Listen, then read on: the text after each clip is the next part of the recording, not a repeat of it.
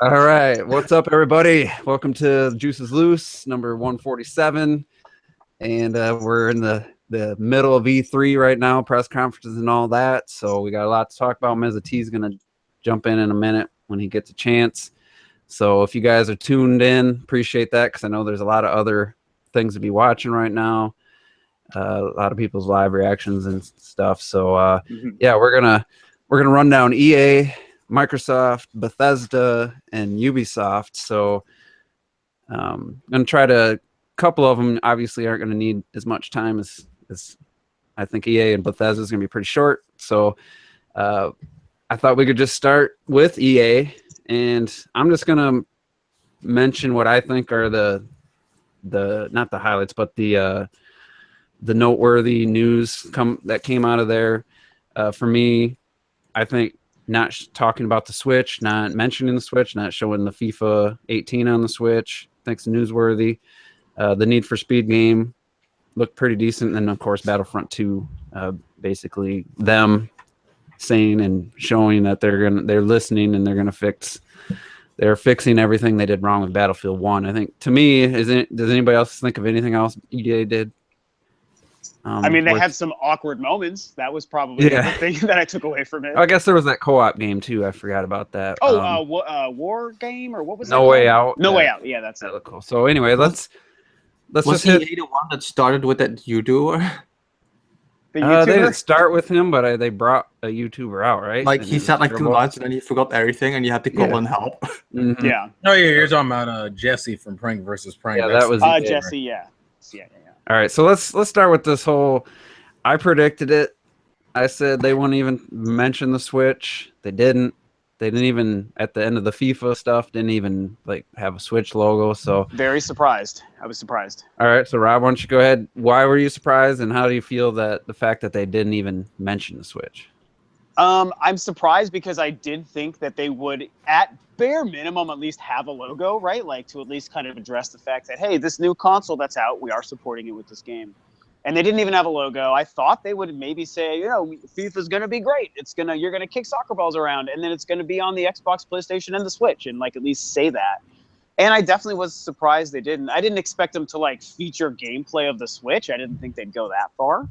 But it was a shame for sure. Like I wanted to see that, and EA is like a really difficult company to like pay attention to in gaming, but I want to believe that they can do good things because I think sometimes they do good things.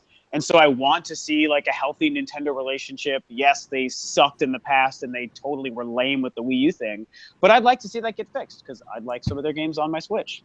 And so it's like, talk about the FIFA on the Switch. Like, you're supporting it, right? So talk about it and do this. Yeah, because they're at the January 12th event. Yeah, that's why I kind of thought they would do that. I mean, they showed up there. And I will say it's kind of neat that they did put out a pretty extensive sort of press release and some video and stuff of the game afterwards. So it's like, okay, they're still like acknowledging it at E3 and giving us and Nintendo fans something. But it was a missed opportunity to just say it out loud on stage. So that was a bummer. All right. And anybody else have any opinions on that? I have to agree because it's just like the fact that there wasn't even a logo near FIFA or whatever. Because I mean, even Microsoft showed the Switch in their thing, and EA is supposed to support the Switch. It just made no sense. Bro, you got any? Shown up by Microsoft. I'm honestly, I had to remind myself because of how kind of forgettable eBay was. Like I've been watching. I mean, I watched Bethesda last night, Microsoft yesterday, and then Ubisoft like an hour ago. Mm-hmm. I'm not surprised. I mean, honestly, we were already hearing about how the FIFA 18 on Switch wasn't going to be good before the conference. So to me, it's confirming what I already thought about how EA wants to handle the Switch. But granted, I think that was probably before they thought the Switch was going to really sell well. Mm-hmm. So it's probably one of those you're kicking yourself later now that you realize it's making money. Well, I think they had time to squeeze it in there. Seeing how the sales have gone so far. Hey, look, I was trying to give them an out. If you just closed it off. Here's the thing that kills me is it's almost like Eurogamers insistent on just always talking about the Switch as this great portable. And that's all, like, their press release. It just kept saying in their interview, just all about, oh, it's the best portable version of FIFA we've ever done. Like, portable this, portable that. And it's like, yeah, that's great, but my Switch is docked 95% of the time, you know? Sure. So did you guys see like what they have said about the game though since they released said, info? I've seen it's not the last gen game engine. It's the game engine, and it's an enhanced game engine from pre-Frostbite, which was FIFA 16, 15, and 16, which was on Xbox One, PS4. So, I mean, and people said it actually on the handheld, it looked pretty good. So we'll have to see. I mean, I'm not. Yeah, what I think is pretty cool about it, and again, I say cool, you know, like in a muted fashion, because there's obviously some issues with this here. But and I'm not even a soccer fan, a football fan. I'm not a fan. But what's cool is like it does seem like they did take time to build a custom engine, considering the fact that it's not going to run on Frostbite. And it's like, all things considered, I see that as a good thing, because it shows a company like EA is willing to take time to do that. Like, that's what we wanted sometimes in the past with like Wii and Wii U games. And the Wii, we actually got that. They'd make custom Wii versions of games. Yeah. And the Wii U, they let that away. And I think it's good that they chose to do that, if it's good. I just if it's think quality. that they had confident they would have just shown it off. Hey, here's their best portable version of FIFA by far we've ever made. You know, something during their press conference to me would have been just that little bit. And show that you believe in it, you know, instead of some press release after the fact. So isn't there a picture? Oh, you guys already said that. Oh. Yeah, there. Yeah, they had there was one picture taken off screen of the Switch version from somebody that got to play it, and it looks like dog shit. So it was just a missed opportunity, I think, for EA to gain some ground back with Nintendo fans. It was just they didn't. So T, I don't know if you want to add anything before we move on. Well, I made a little video, so that's right, and you made that video before. So, which is crazy. Yeah, I recorded it the night before. I didn't even realize there was going to be a EA event on Saturday. Like I had zero idea, so it wasn't even like anticipation for their event. So that just goes to show you my biggest problem isn't with the fact that the engine and all that stuff, and it's kind of a lesser version. Obviously, it's going to have to be because the Switch is not as powerful. My biggest issue is that that's all there is. There's just only FIFA. So I still say fuck EA because they could have still put some other stuff out there. That's all they're putting is FIFA. Right. So that is my biggest problem. That's your support after a year, and after this thing's shown itself to be a seller and hot system. That's the best you can come up with is FIFA. Yeah, and they said Need for Speed, like they had no plans. Someone asked them. Yeah, you know, Need for Speed can run on the Switch. I mean, it's that's a game that should be coming. I mean, it just doesn't make sense to me. The worst thing is that they even said, "Oh yeah, no, Need for Speed, we can make it run, but we're not gonna." It's like that's what they said. Like, what the fuck was that? Yeah, it's just weird. I'm just done with EA at this point. It doesn't feel any different from the Wii U era right now with a lot of these third-party games actually, but we'll talk about that more in the other conferences. But all right, so I mean, yeah, they showed that a Way Out looking co-op game.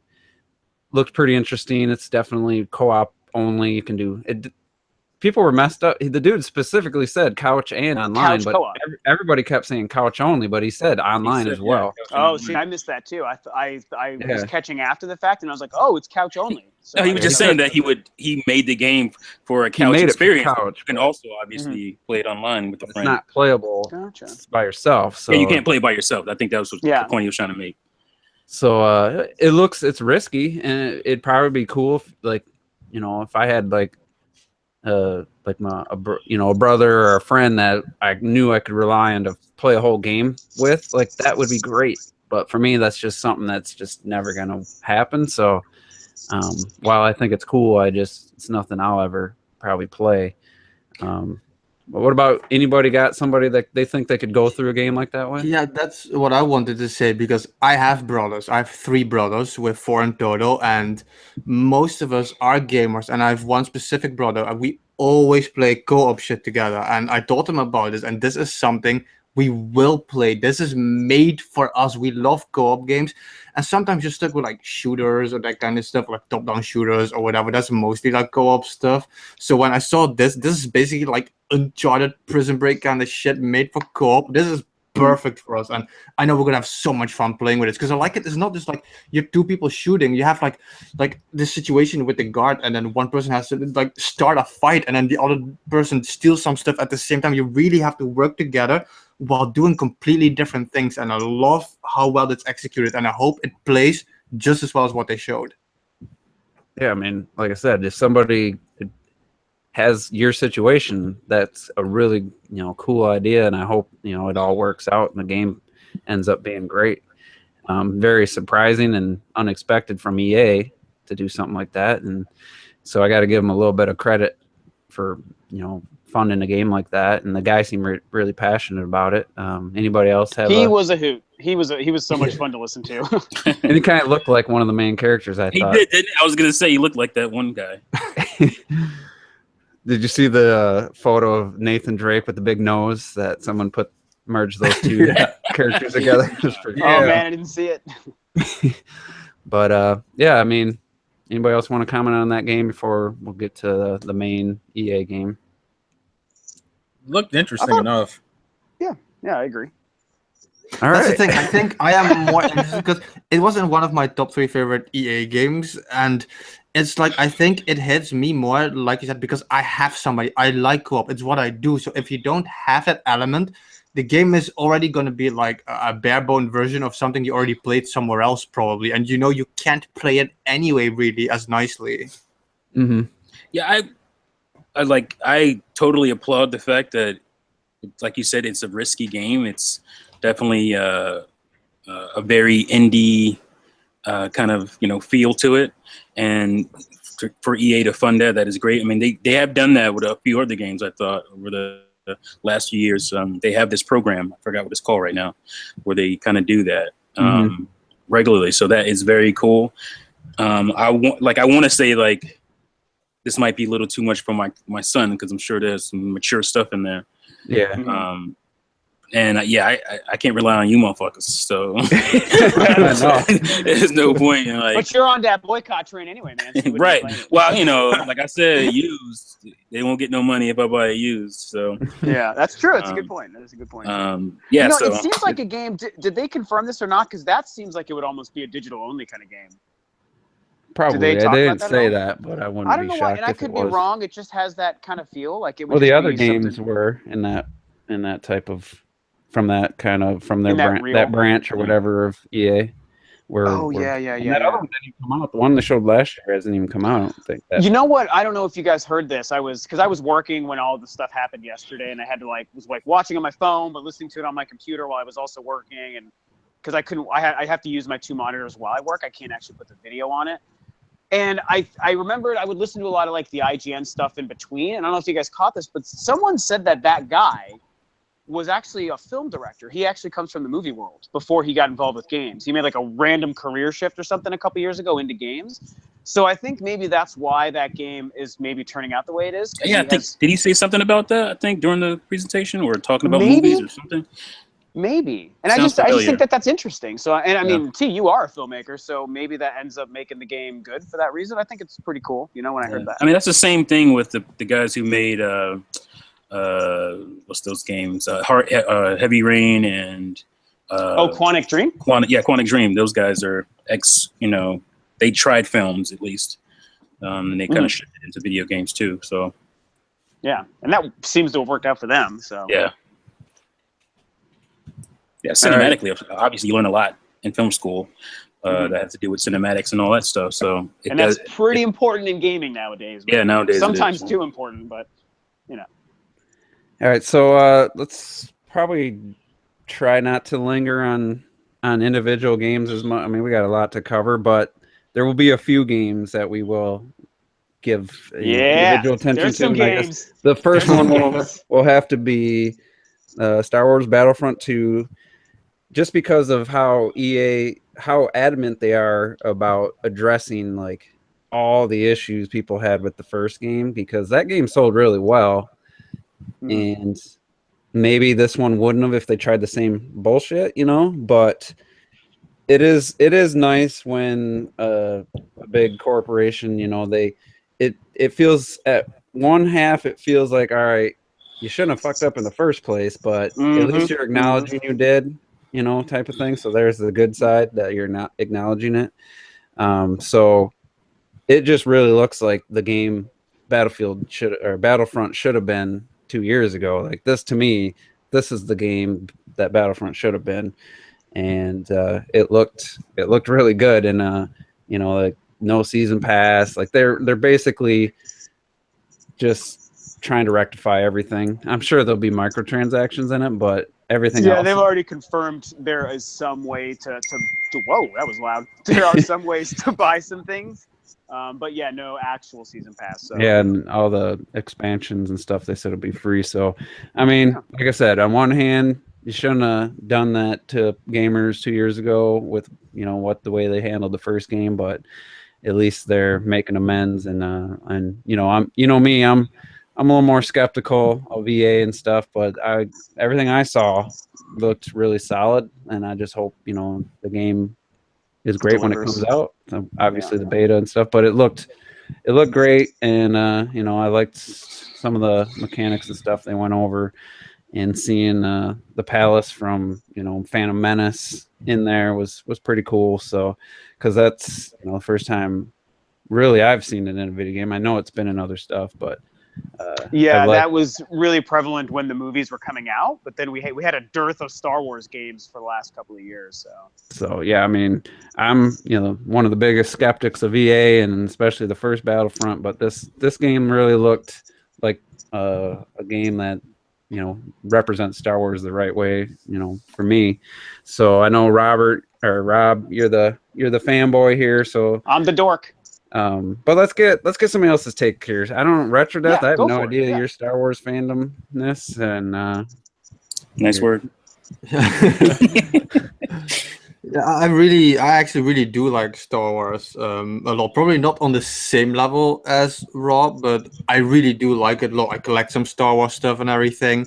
I often go to my brother to play Battlefront together, the first one, and I have to agree. It's basically like people are saying. It is just what the first game should have been, which is why the DLC thing felt still a bit dirty to me. It didn't feel like they were being nice to offer free DLC. It felt like, we know we fucked you over and we can't do it a second time.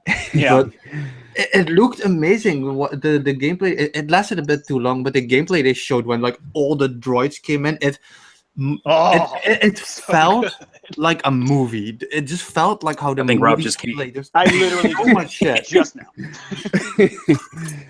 Sorry, Richard. I wonder. No, that was it. Did you guys think like a lot of those droids were AI, but it looked like a person could be a droid? I wasn't sure. I think it was half No, and the half droids probably. were one of the teams. So it was a Republic versus Separatists. So all the droids were like the Separatists, the bad guys, and then all the clone troopers, that was the good guys. I hope the droids were AI, but dude. Yeah, I couldn't tell if people were actually controlling some of the droids. Yeah, they were. So they were essentially like the bad they guy were. team. Yeah. Okay. Which People just get controlling graphically droids? That's oxymoronical. All right, you calling an oxymoron? So, T, what did you see that footage? I know you were a little preoccupied. Yeah, I'm extremely butthurt. So, oh man, I can't like talk about EA right now. So it wouldn't be fair. But okay. I will say you can do it, man. Unleash your rage. Battlefront 2 does look really good. You're right. This should have been Battlefront 1, which is kind of weird to say because we already had Battlefront 1 and 2 already. Oh yeah, don't even get me started. Yeah, on it's that. confusing. It's kind of stupid, but yes, this newer Battlefront 2 looks pretty good. Battlefront 2-2. 2-2, right? Battlefront 2-2, ballerina version. It looks good, but like I said, I'm extremely butthurt, and so I can't give it any more accolades than that. I'm gonna move on. And I can't wait to see some of the other locations beyond this. You know, they talked about there's going to be one world from the upcoming movie, but they're gonna have. I think there's a couple actually. Yeah, and you know, I don't know how I exactly feel about the hero villain thing, where you still got to build up points, and it's like a limited thing. Which I don't know. I don't know how they did that before, but to me Cheesy. that's the only thing that feels a little weird. But I guess What do you mean how they did it before with the hero thing? I don't know how the original Battlefront and Battlefront 2 handled like characters from the main characters. It's pretty close to that. Like Okay. you didn't just like oh I'll be Han Solo in this match. Like based on the map you were on, there were certain heroes that would show up available as you progress your cruise through the map. Okay. Yeah. So they have a similar system with the upgradable battle points in this one. Oh, So so it's actually more like the older one than because the new game just put icons on the map, and if Yeah, you that click was on an lame. icon, yeah, it was lame. It was Especially like, for whatever. flying, like to see people like in ships the whole time, like doing dogfights and stuff like that looked so cool. Like, you know, they do that in Battlefield, but it just looks so much better with the Star Wars aesthetic. Yeah. in my I'll opinion. say, and I'll just get my stuff out of the way because I know we don't want to linger on this too much, but kind of building off what you're saying, I do think that this game shows two things. I think it really shows how much they fast-tracked that first one, because they probably would have liked to give more time, but they just put that shit out because Episode 7 was coming out. Yep. And I don't hate the game, but it definitely fell apart for that reason. So I think it showed how much they forced that game out when they shouldn't have. And it does show, and like we're all talking about how much they're listening. And I think it is pretty cool, you know, like you said, Juice, to acknowledge a company as big and money hungry as EA is willing to do a lot of what they're doing. Like it's a pretty big deal. And I would think that they might not be as nice if they didn't feel like they had to apologize. Like I think the game would still be better than what that last game was, but I think they're adding even more than they might have without charging us because of the apology factor. And it's like, you know, maybe less genuine for that reason, kind of like you were saying, Retro, but I just don't really care because the final product is going to be so massive and have so many cool things. So it is a weird double-edged sword where they obviously shouldn't have messed up and forced the game out in the first place, but it's giving us a way better sequel that's really giving good value to people who want it, like me. And that's cool coming from EA, because the other thing is you talked about how well the first one sold. Like, they almost didn't have to do this. They could have just been like, yeah, we're going to do the same thing again because you already showed us you'll buy garbage. Yeah, I wonder. And I wonder what. Like the fact Yeah, that but I they didn't think do that. I think we don't know what the DLC sales were or how much people are actually playing online. Yeah, that's true. I think they saw some of that, you know, decline or whatever, and they were like, no, we don't want to go in with that same kind of, you know, we don't want to start at that. We want to start in the higher, you know, the higher ground. So I think that's why they decided to do that. I think because, like you said, because it sold well, that actually helped fund these changes, you know, that everybody wanted from the beginning. So that's a good point. I think it's comparable that Battlefront 1 is like Splatoon without ever getting extra added content to keep it fresh and alive. Yeah. Well, no, the difference is they gave us new content. It was there. That shit. Yeah. For a lot of money, $50. It's like the full game to buy everything we needed. Yeah. God damn it! Stupid. Yeah, I remember when they announced that. Like first, it was no space battles. Then it's there's a season pass like right away. Yeah, you get the Death Star space battle. It's like idiots. Terrell's been very quiet. I know. Yeah, we should. Star Wars. What do you want me to say? What kind of person doesn't like Star Wars? That's so true. Man. I legitimately just don't care. It's not that I hate it. I just don't care. No, I'm not saying you hate it. You just need to come over to my house, Terrell. We're gonna get some popcorn and we'll snuggle up and we'll do a 7-movie marathon. You lost him with snuggle up, probably. First off, we're not doing any of that. All right. All right, man. You're lost. And listen, even if I agree with that, I'm keeping my pants on. All right, I want that to stay. Oh my goodness. Never mind. Deal's off. I think he'd go over to T's house to watch Star Wars. What? It must be what? Because your wife. Okay. That was random. But Awkward. Anyway, let's give a grade for EA and then we'll move on. So I'll start. Even the Battlefront completely saved it. So I'm gonna give it a C-, include with the Battlefront. Without Battlefront, it's a D-, F+. You know, it was bad. So Battlefront looked pretty good, but it still only kept it at a C- because or as a whole it wasn't very good for me. So T, did you watch the whole EA? I can't give you Mhm. a score. So just move on from me.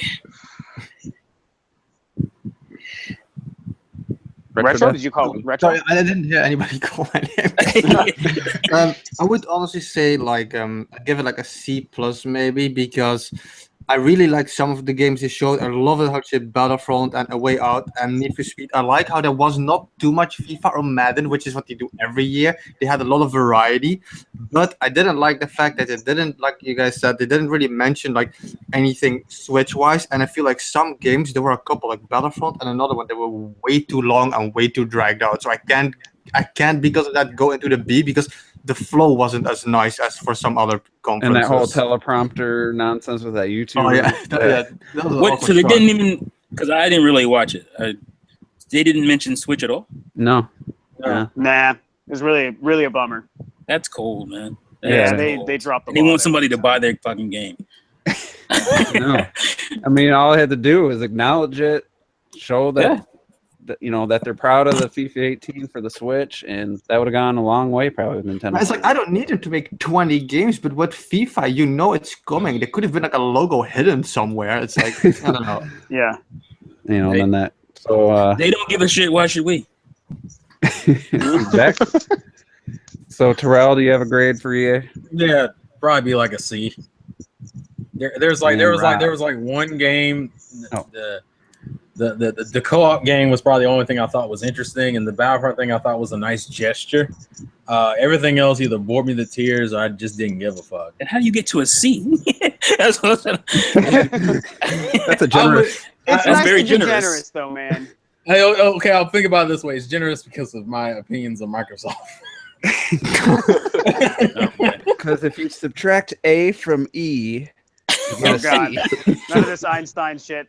Not that smart. All right, We don't read books in here. Get that shit out of here. Rob, I don't I'm do ready algebra. for your A- grade for EA. Go ahead. No way. No. It was like, I mean, it was probably like a D or a C- for the actual conference. I really didn't. I did like Way Out, and I did like Need for Speed. I actually agree with all that stuff we talked about. But everything else, it was the epitome of awkward presentations. There was bad stuff that wasn't needed. There was no Switch mention for FIFA. And then obviously Battlefront saved. Like on its own, Battlefront was an A+ for me as a Star Wars dork. So if I was to combine them, I guess I'd probably do like a C+. But really just Star Wars is an A. EA was like a D or a C- probably. Not that good. Didn't really like it. All right, so let's move on to the first of the big three console manufacturers, and Microsoft had theirs yesterday. Let's just get some of the main stuff right out. The Xbox One X. So, name, price, and the fact that they really didn't push it too hard after the initial little 20 minutes. So, I guess everyone... We'll just go, Ms. T, what do you think? Name, what do you think the price? What do you think of the Xbox One X? I think the name is stupid. It just sounds... I feel like that dead face with that reaction. Like, I think the name is dumb. I mean, it's just stupid because, I did a survey. I did a survey, and they asked, they put a bunch of names up, and Xbox One Elite was one of them. And I was like, that's perfect. Just call it the Xbox One Elite. S, and X are too close together. Mm-hmm. It's confusing. Weird choice. I'll know It's it. a bit of a tongue twister. Yeah. The price, I figured as much. I thought maybe they'd take a little bit of a hit and maybe try $450, but I think we all were thinking it was going to be $500. So I mean, it's a beast of a console. I mean, you can't take that away from it. It's definitely the most powerful console ever made. They're probably taking heard it it a at few 500. times. Yeah, Was that? they said that 8 times, but Were you guys actually counting? I counted and I lost track. I like how it 4K. looks. It's sleek as hell. It's Yeah, I like the the smallest size too. Xbox they've had of all Xboxes. That's a including- big deal, man. That's crazy. Yeah, that's crazy to me. I wonder if there's a power supply, external power supply. Well, you know what I bet it's heard? external. I would bet it's external. I would think it's external, and I heard that because, and again, I don't know this shit from anything, but apparently because it's got liquid cooling, that made it easy for them to make it smaller. Does that sound right to you guys? Yeah, that sounds right. Okay, Yeah. because I guess that's the big thing that helps. My out. only hope is that I don't know why companies still do this. Don't put the damn prongs for the the outlet on the actual brick. Like, make sure there's a wire coming. You know what I'm saying? Like, Oh make sure, yeah. Make sure you have the brick and then a wire coming out of it. So Yeah. you can actually put it in the wall. Yeah, or Microsoft does that. Yeah, Microsoft does that, but a lot of companies don't. Sometimes Sony doesn't even do that, and Nintendo's are always just one unit, like you're talking about. Yeah. So hopefully they do what they've done and don't change that. So, but yeah.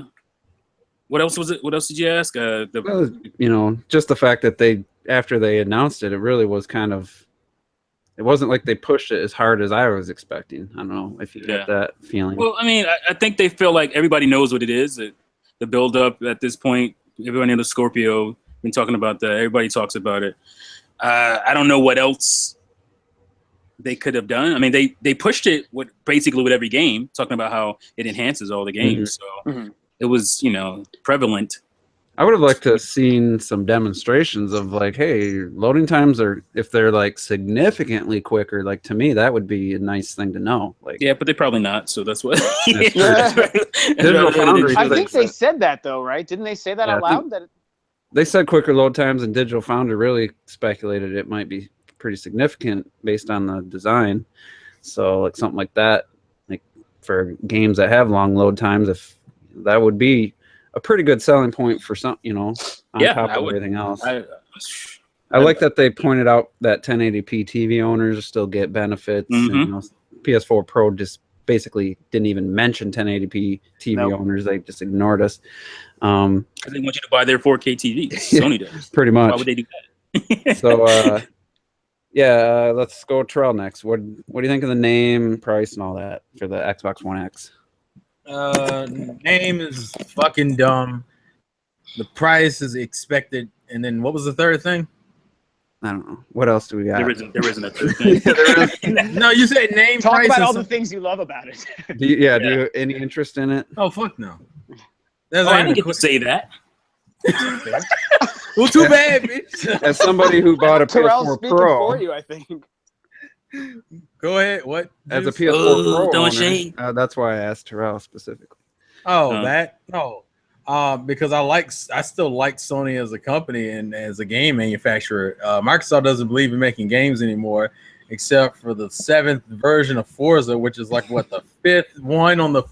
All right, I'm gonna stop. So yeah, Sony makes exclusives and has games I actually care about buying. All right, I'll T. just leave it with that. I should ask T too. Any interest in the Xbox One X? Any potential? Actually, yeah, I have interest in it because I have a noisy old original Xbox One, and it would do me well to upgrade. And I think that doing that will future-proof me. I think this Xbox One X, dumbass name, is going to be around another 5 years at least. I think this is their not really saying it, but this is our actual next console, guys. And Man, that's been my theory. Yeah, I think you're right about that. And I love the fact I actually do like the backwards compatibility stuff because I still do play my original Xbox games, and hopefully the library of original games that actually will play will be bigger. Because I run into some issues on some of my Xbox games going to Xbox 360 because they didn't support every game. Yeah, I think And I just like being able to have all those games playable on one device and not have to. Maybe I can unhook my Xbox 360.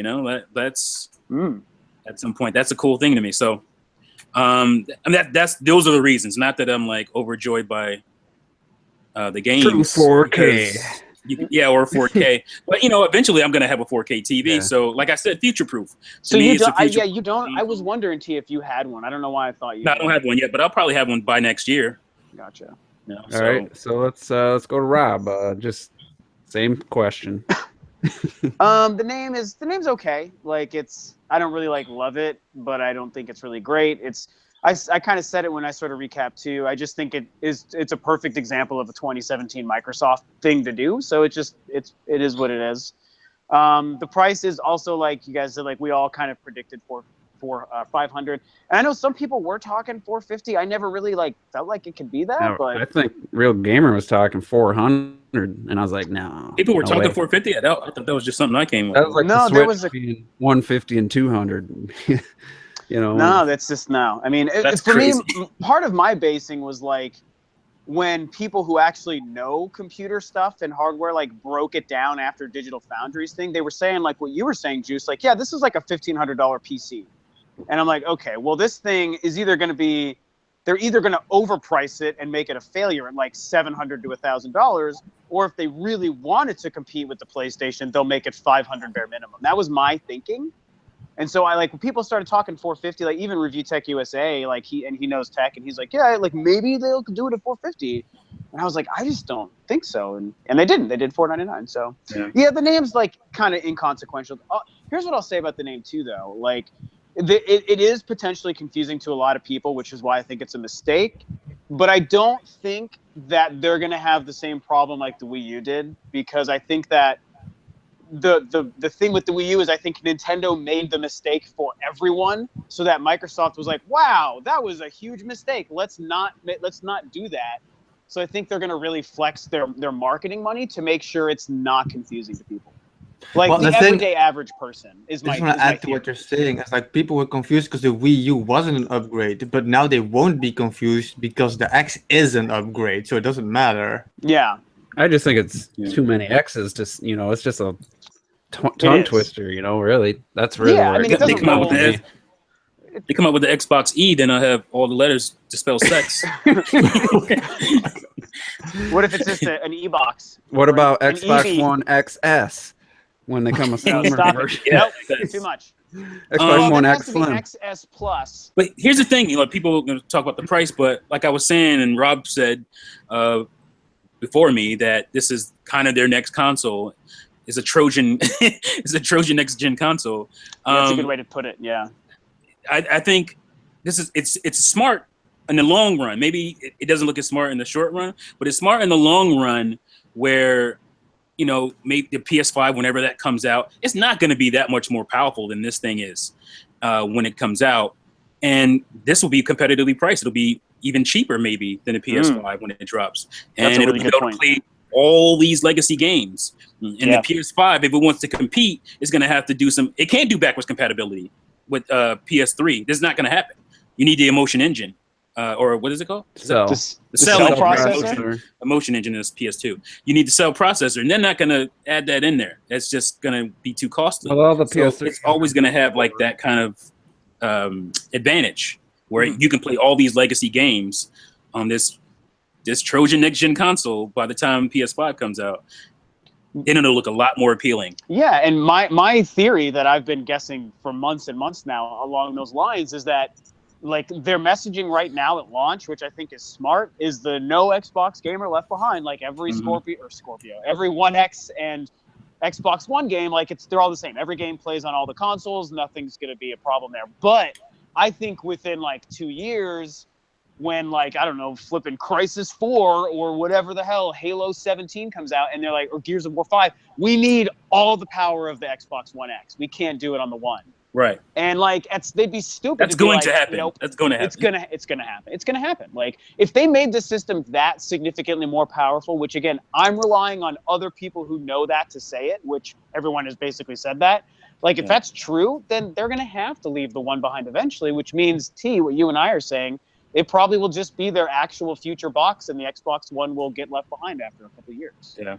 Is my guess. There's one major. They don't want to piss off the fan base right now, so they're not going to say. And it's smart. I'm fine. Yeah, it's with smart. that. I mean, it's kind of devious, but it's smart business. It's where we've gotten to in 2017, which is a problem, but it is where we is. There's one major issue I feel with that, because that is what I always used to say, that unless they backtrack, that is not going to happen. And not to start talking about games already, but when you see what they did with the Crackdown game, if this is what they would do, they would not have shown it, and they would have kept it as a Xbox X. I can't even say that, as an Xbox X game, and they didn't, which makes me feel like they really will never separate it from the One. But it was never time will Xbox. tell. Time will It was tell. never an Xbox X game. It was Which one? always Crackdown? Just that wasn't Yeah, never they an never exclusive. said that, but I think he was saying that would have been a game. Maybe they could have used that extra Then it power would have stayed to what the Oh, concept would be. yeah. That's what I mean. to keep the game. But again, that's the short game. The long game is, we're gonna get to a point where, all right, we got to make these games, compete with the PS5. If you want Crackdown like I said. 4, you gotta get the One X, kind of thing. Because I do see what you're saying. I think the thing is, it's all speculation anyway. So Retro, you could be right. Like they might never do this, but I'm way more in line with T about that being the short game, and then the long game is to eventually separate them and move. Forward. we live in an upgrade world. Like sadly, everybody upgrades their cell phones every year, every 2 years.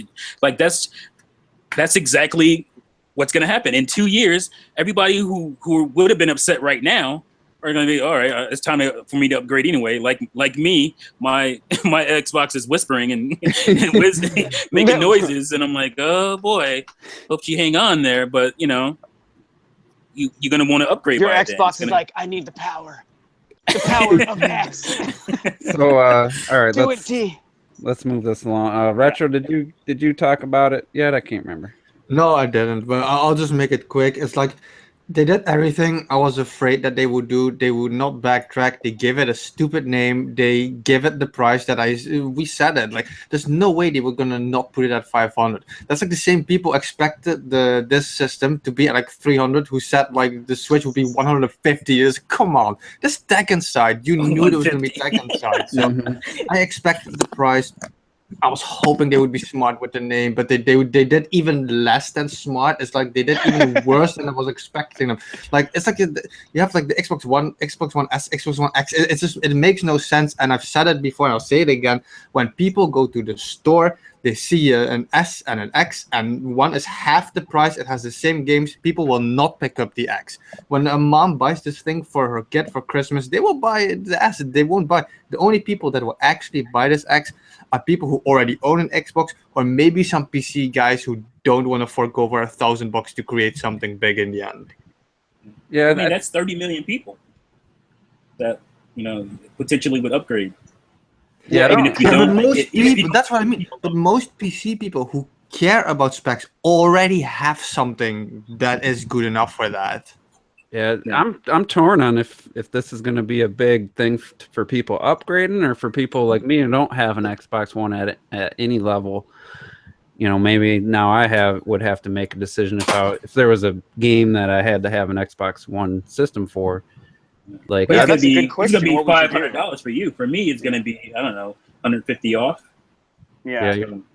So it'll be interesting, but really the thing that got me the most was the size of it. Like, I expected this huge, ugly, bulky thing. The fact that they made it the smallest Xbox ever. Yeah. Like, that's not saying much though. That's a big selling point for me, because I don't have a lot of space in my entertainment stand right now. It makes you wonder, how much of a loss do you think they're selling this thing at? I'm not sure. I think they're going to take a little hit. Because, they gotta. I mean, the specs are definitely. That's why they don't mind it if it's not a big seller. Yeah, so they don't mind a slow burn if they're losing It's money. an interesting thing. It's kind of weird. I mean, when it comes out, it'll be 4 years after the original, and the name to me, I see where they're going with that. Like, they had an S, so they wanted just to have a single letter, and out of all the letters other than S, I mean, I don't know what other letter they could have went with that made sense for Xbox. So it's just, to me, like BOXX, like Xbox Elite, Xbox One Elite Xbox. probably would have made more sense, because they have that brand already. Did anyone else like Scorpio? Like, am I the only one who thought Scorpio? I thought like that was pretty Scorpio. cool. Yeah, I liked it. I thought it was good. But I mean, anyway, they might have well have called it the Xbox 2 at this point. Yeah. Serious. it's just all confusing. The whole name thing, it's just. And the thing that I wanted to add to that still before we move on is that when people talk about the look, they showed the score, they showed the system, and they were talking about it. And I was like, all right, now we're going to see it. We're going to see it. When are we going to see it? And then it was on screen all the time. All right, to me, it looked exactly like the other consoles. Maybe it's because I don't own an Xbox One that I didn't see the difference. But I didn't realize that it was already on the screen. Well, see, and that's why, like, some of these things are why I actually still liked the messaging. Like I've talked about that quite a bit. And again, I'm someone who's not running out to go buy one, but when I just think about what they did, like the fact that they showed it in the beginning, the name is just another Xbox One family name, and they showed it for a couple minutes, and then they just moved on to games after the Forza garbage. I was like, okay, this is really they're just putting it out into the ecosystem. It's the same family of consoles they've done, only better. It's a premium console for people who feel like they want it. I don't really think as of right now, they're trying to segregate the whole Xbox family thing. And part of that is, like you're saying, Retro, the fact that it looks identical to a 1S. It's just a smaller black 1S. That's what it is.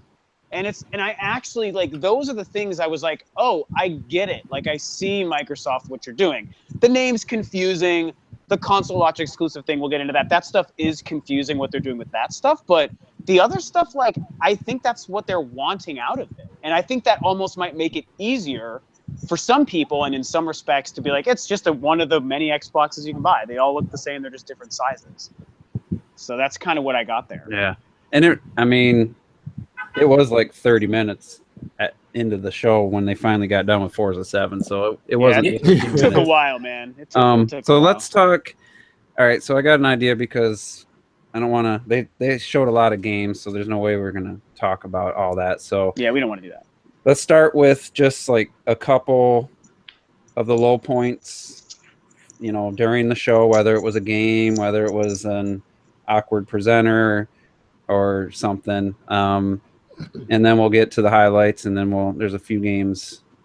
I think, maybe each of us pick a game we really want to talk about out of all those. So I'll start the low lights for me. Like, just one little moment was that stupid game Darwin Project where that dude comes out and he's just narrating like this super loud, super fast commentary. Oh, like that competitive game? Everybody like some competitive game, like out of nowhere. Like I had no idea what the hell was going on. Yeah, that was just so awkward and just completely. I mean, it was cringeworthy, to use that phrase that some people don't like, but to me, like that was a moment in the show, and then another thing was just 4K. They said it over 20 times. I stopped counting. Like that, just true 4K, and it was just like they started the presentation talking about resolutions over the years. Like that was the very first thing you saw was resolution. And I was like, oh shit, didn't like that. And then just the whole confusing exclusive thing, the misleading use of the term exclusive, like for almost every game.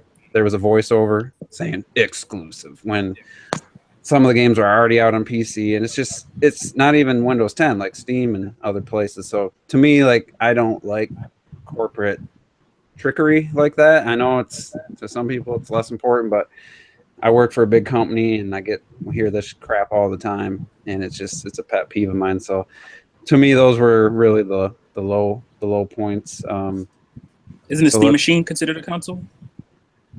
I don't know. I mean, there were so many of those, though.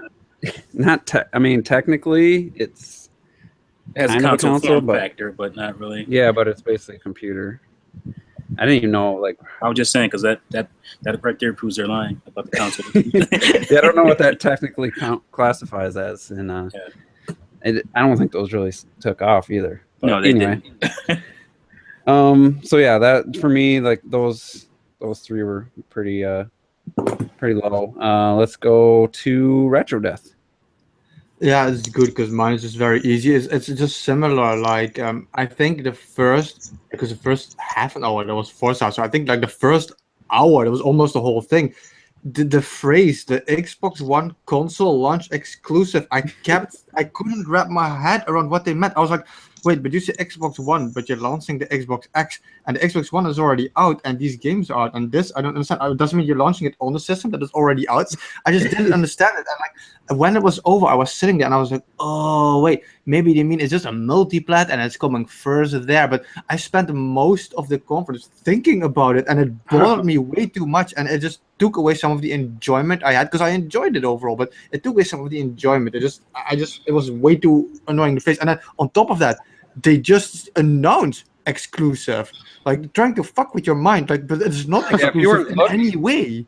you're just listening at times because like I went up got something to eat, and you just heard exclusive, and then when I watched the replay, I was like, it said Xbox One console launch exclusive, and then if you ask Twitter, there's people 100% convinced that means it's Xbox One exclusive nowhere else, and then there's other people that say it's timed exclusive. So it's even now, even today, there's people that still don't know, and that just I think only once or twice I actually heard Phil Spencer say like this game is console Xbox One and Xbox S exclusive. I think once or twice he said it, like it's not even Microsoft. I think once or twice he said it, but yeah, in the end now I'm like, okay, now you showed all these games, but why am I getting your system? What do you have? Because most of the things that were interesting, they're everywhere anyway. yeah, and I tried to figure that phrase out. Like I was so caught up in that too, and I know Rob made a comment in your video like you didn't really think about that much. You're just taking in the games, and I have to admit, like I just couldn't get over that phrase. I'm like tweeting like, what the hell does this mean? Someone explain this to me. And but yeah, so let's go to Terrell, because I know Terrell, you were pretty hard on it, but what were some of the lowest points for you? Okay, the first thing is the pacing.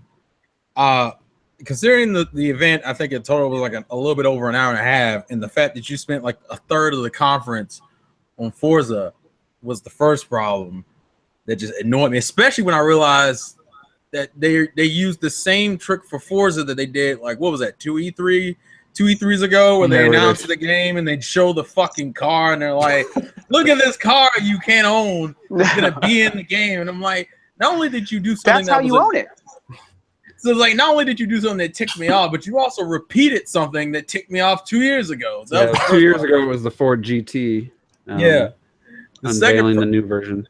The second problem was that certain trailers went on way too damn long. The one that sticks in my mind the most is State of Decay. Was it 2 or 3? I forget which. That trailer dragged so bad, dude. It was like, I think it was like a good 5. It felt like 5-10 minutes. Yeah, 5 or 10 minutes, and I'm like, and I'm sitting there like, are you really? And the game doesn't even look that good personally. To me, it just didn't look that good. And I'm just like, why are you spending this much time on this game? And then I realized, like, oh, look, we got like another 30 or 45 minutes left in the. Oh, I see what you're doing. You're padding. So that got on my nerves, which goes with the pacing. And then the third thing, I'm not going to, is pretty much what you guys were saying about the Xbox, because Microsoft seems to not understand what exclusives are. So they kept saying, they know what it is. So they kept saying Xbox console launch exclusive, meaning it launches first on Xbox, but like doesn't mean that it's only going to be on Xbox.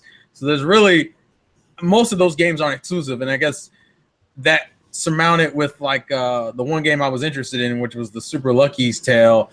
And then I found out after the conference, oh yeah, that's gonna be on Steam, and I'm just like, son of a bitch. Hey, so, at least you get to play it. You'll get to play it without having to buy a console. But yeah, oh no, I was yeah. Well, that was gonna happen regardless. I mean, almost every game in this thing was either gonna come to PlayStation or Steam, which means I'm good. Right? Yeah, those are my things. And then obviously the stupid waiting until the very end of the conference to tell us the price of the system. When that was like, it's like Xbox One X was mentioned at the beginning. Then we went the whole conference. Oh yeah, by the way, it's $500. Yeah, they did sneak that in at the end. Very nonchalant. Why did I just say it at the beginning, or just say the whole thing at the end? That was so, I don't know. That's it. $499 US. Yeah. $499 US. Those are my giant squirrels. That's a better 500 than the launch Xbox One, I think. Well, yeah, that's a good point. That's not saying. Yeah, no, man, the Kinect.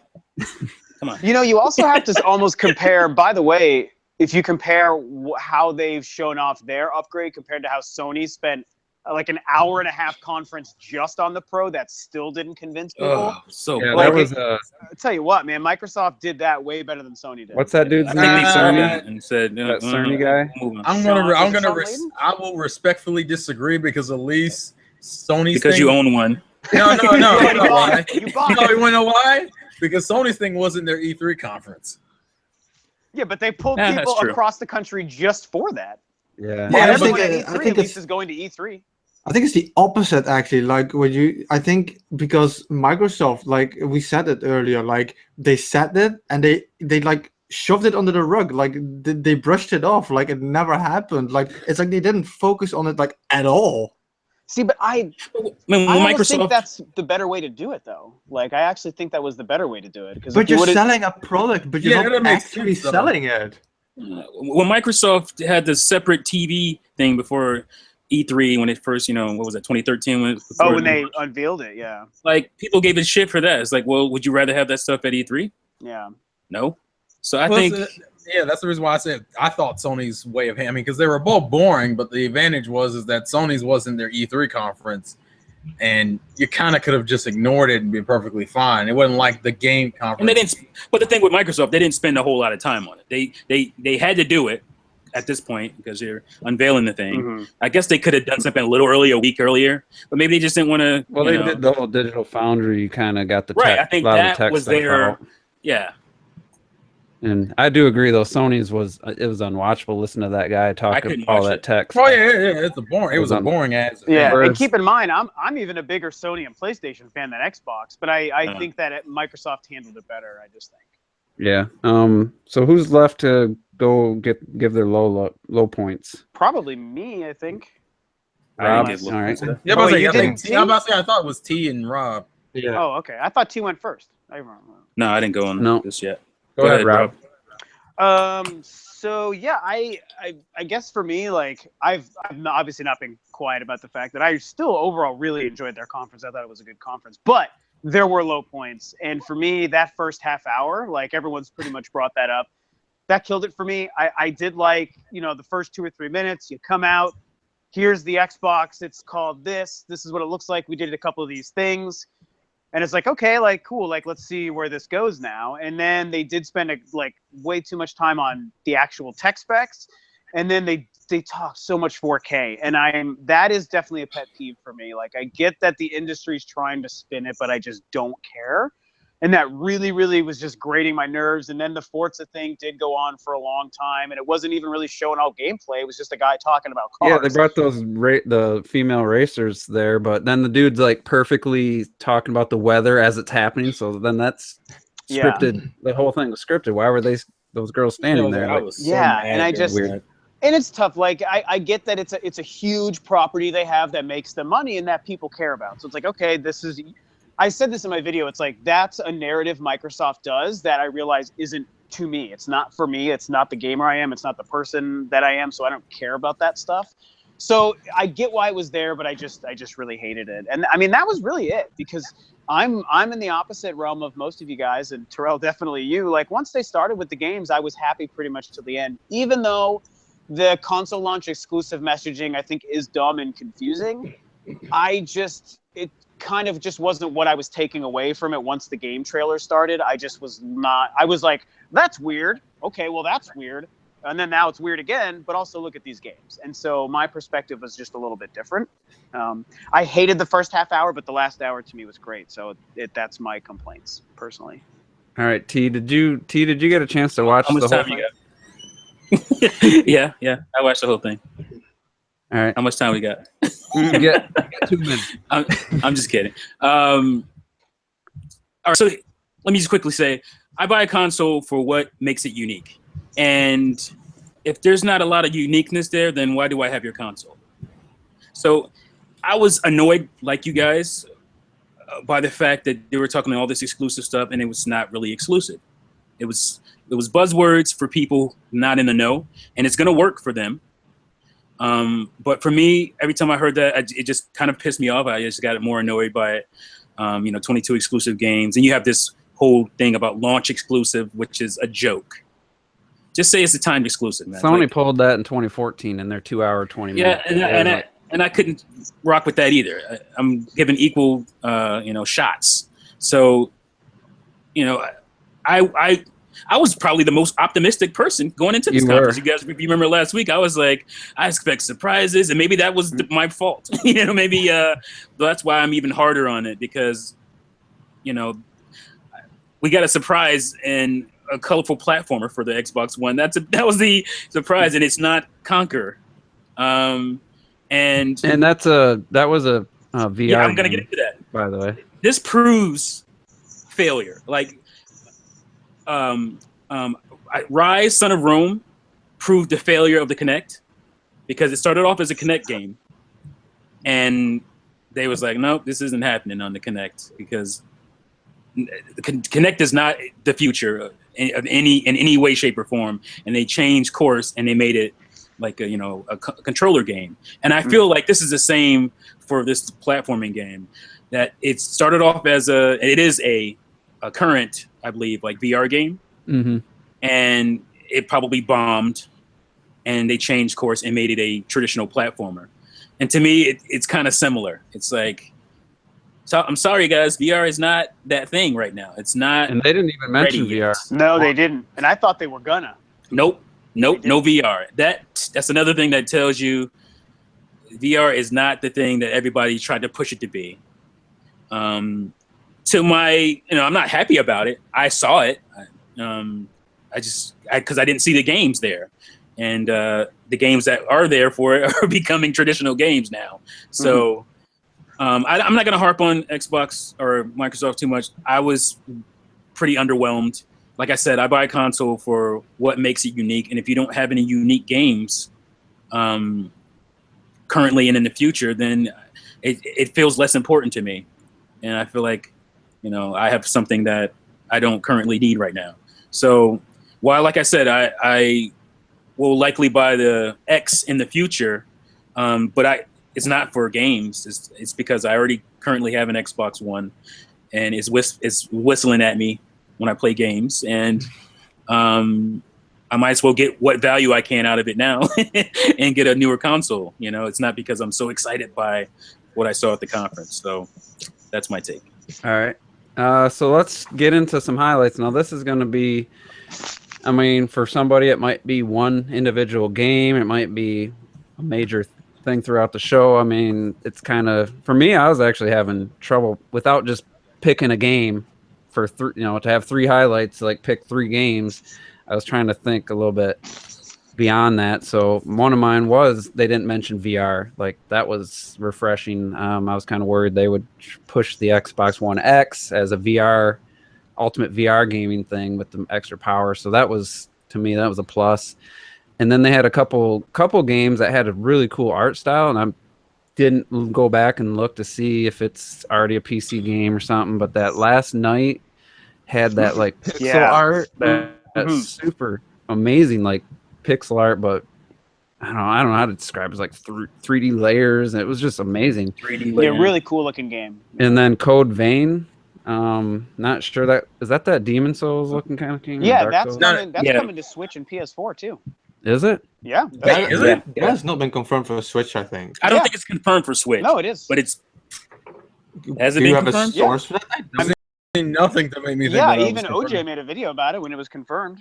All right. No, well, in his video, he was just saying that there are 20, Unreal Engine 4, and this is probably one of them. I don't think there was a confirmation on that. I don't think it's confirmed. Really? Oh, okay. On the I might Namco be side, wrong or on that then. Yeah. on the Bandai thingy, they said that it comes to PC, Xbox, and PS4. When they said where it was being released on the Switch was not on there.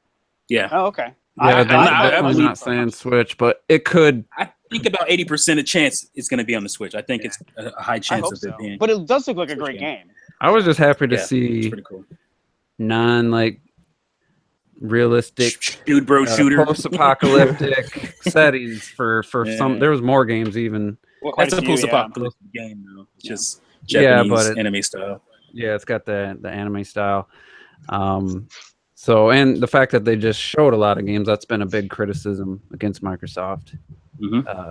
So that, even though most of them aren't exclusive in any form, some of them are Windows 10 and Xbox exclusive, like the Forzas and the Sea of Thieves, but many of them were actually Steam and they're going to be PS4, PC games. But they showed a lot of games, and then my highlight of the whole thing, like just my Beyond Good and Evil 2 moment for me, was Ori and Wisp of the Wild or something? Wisp of the Wild. Will of the Wisps. Will of the Wisps. Holy shit.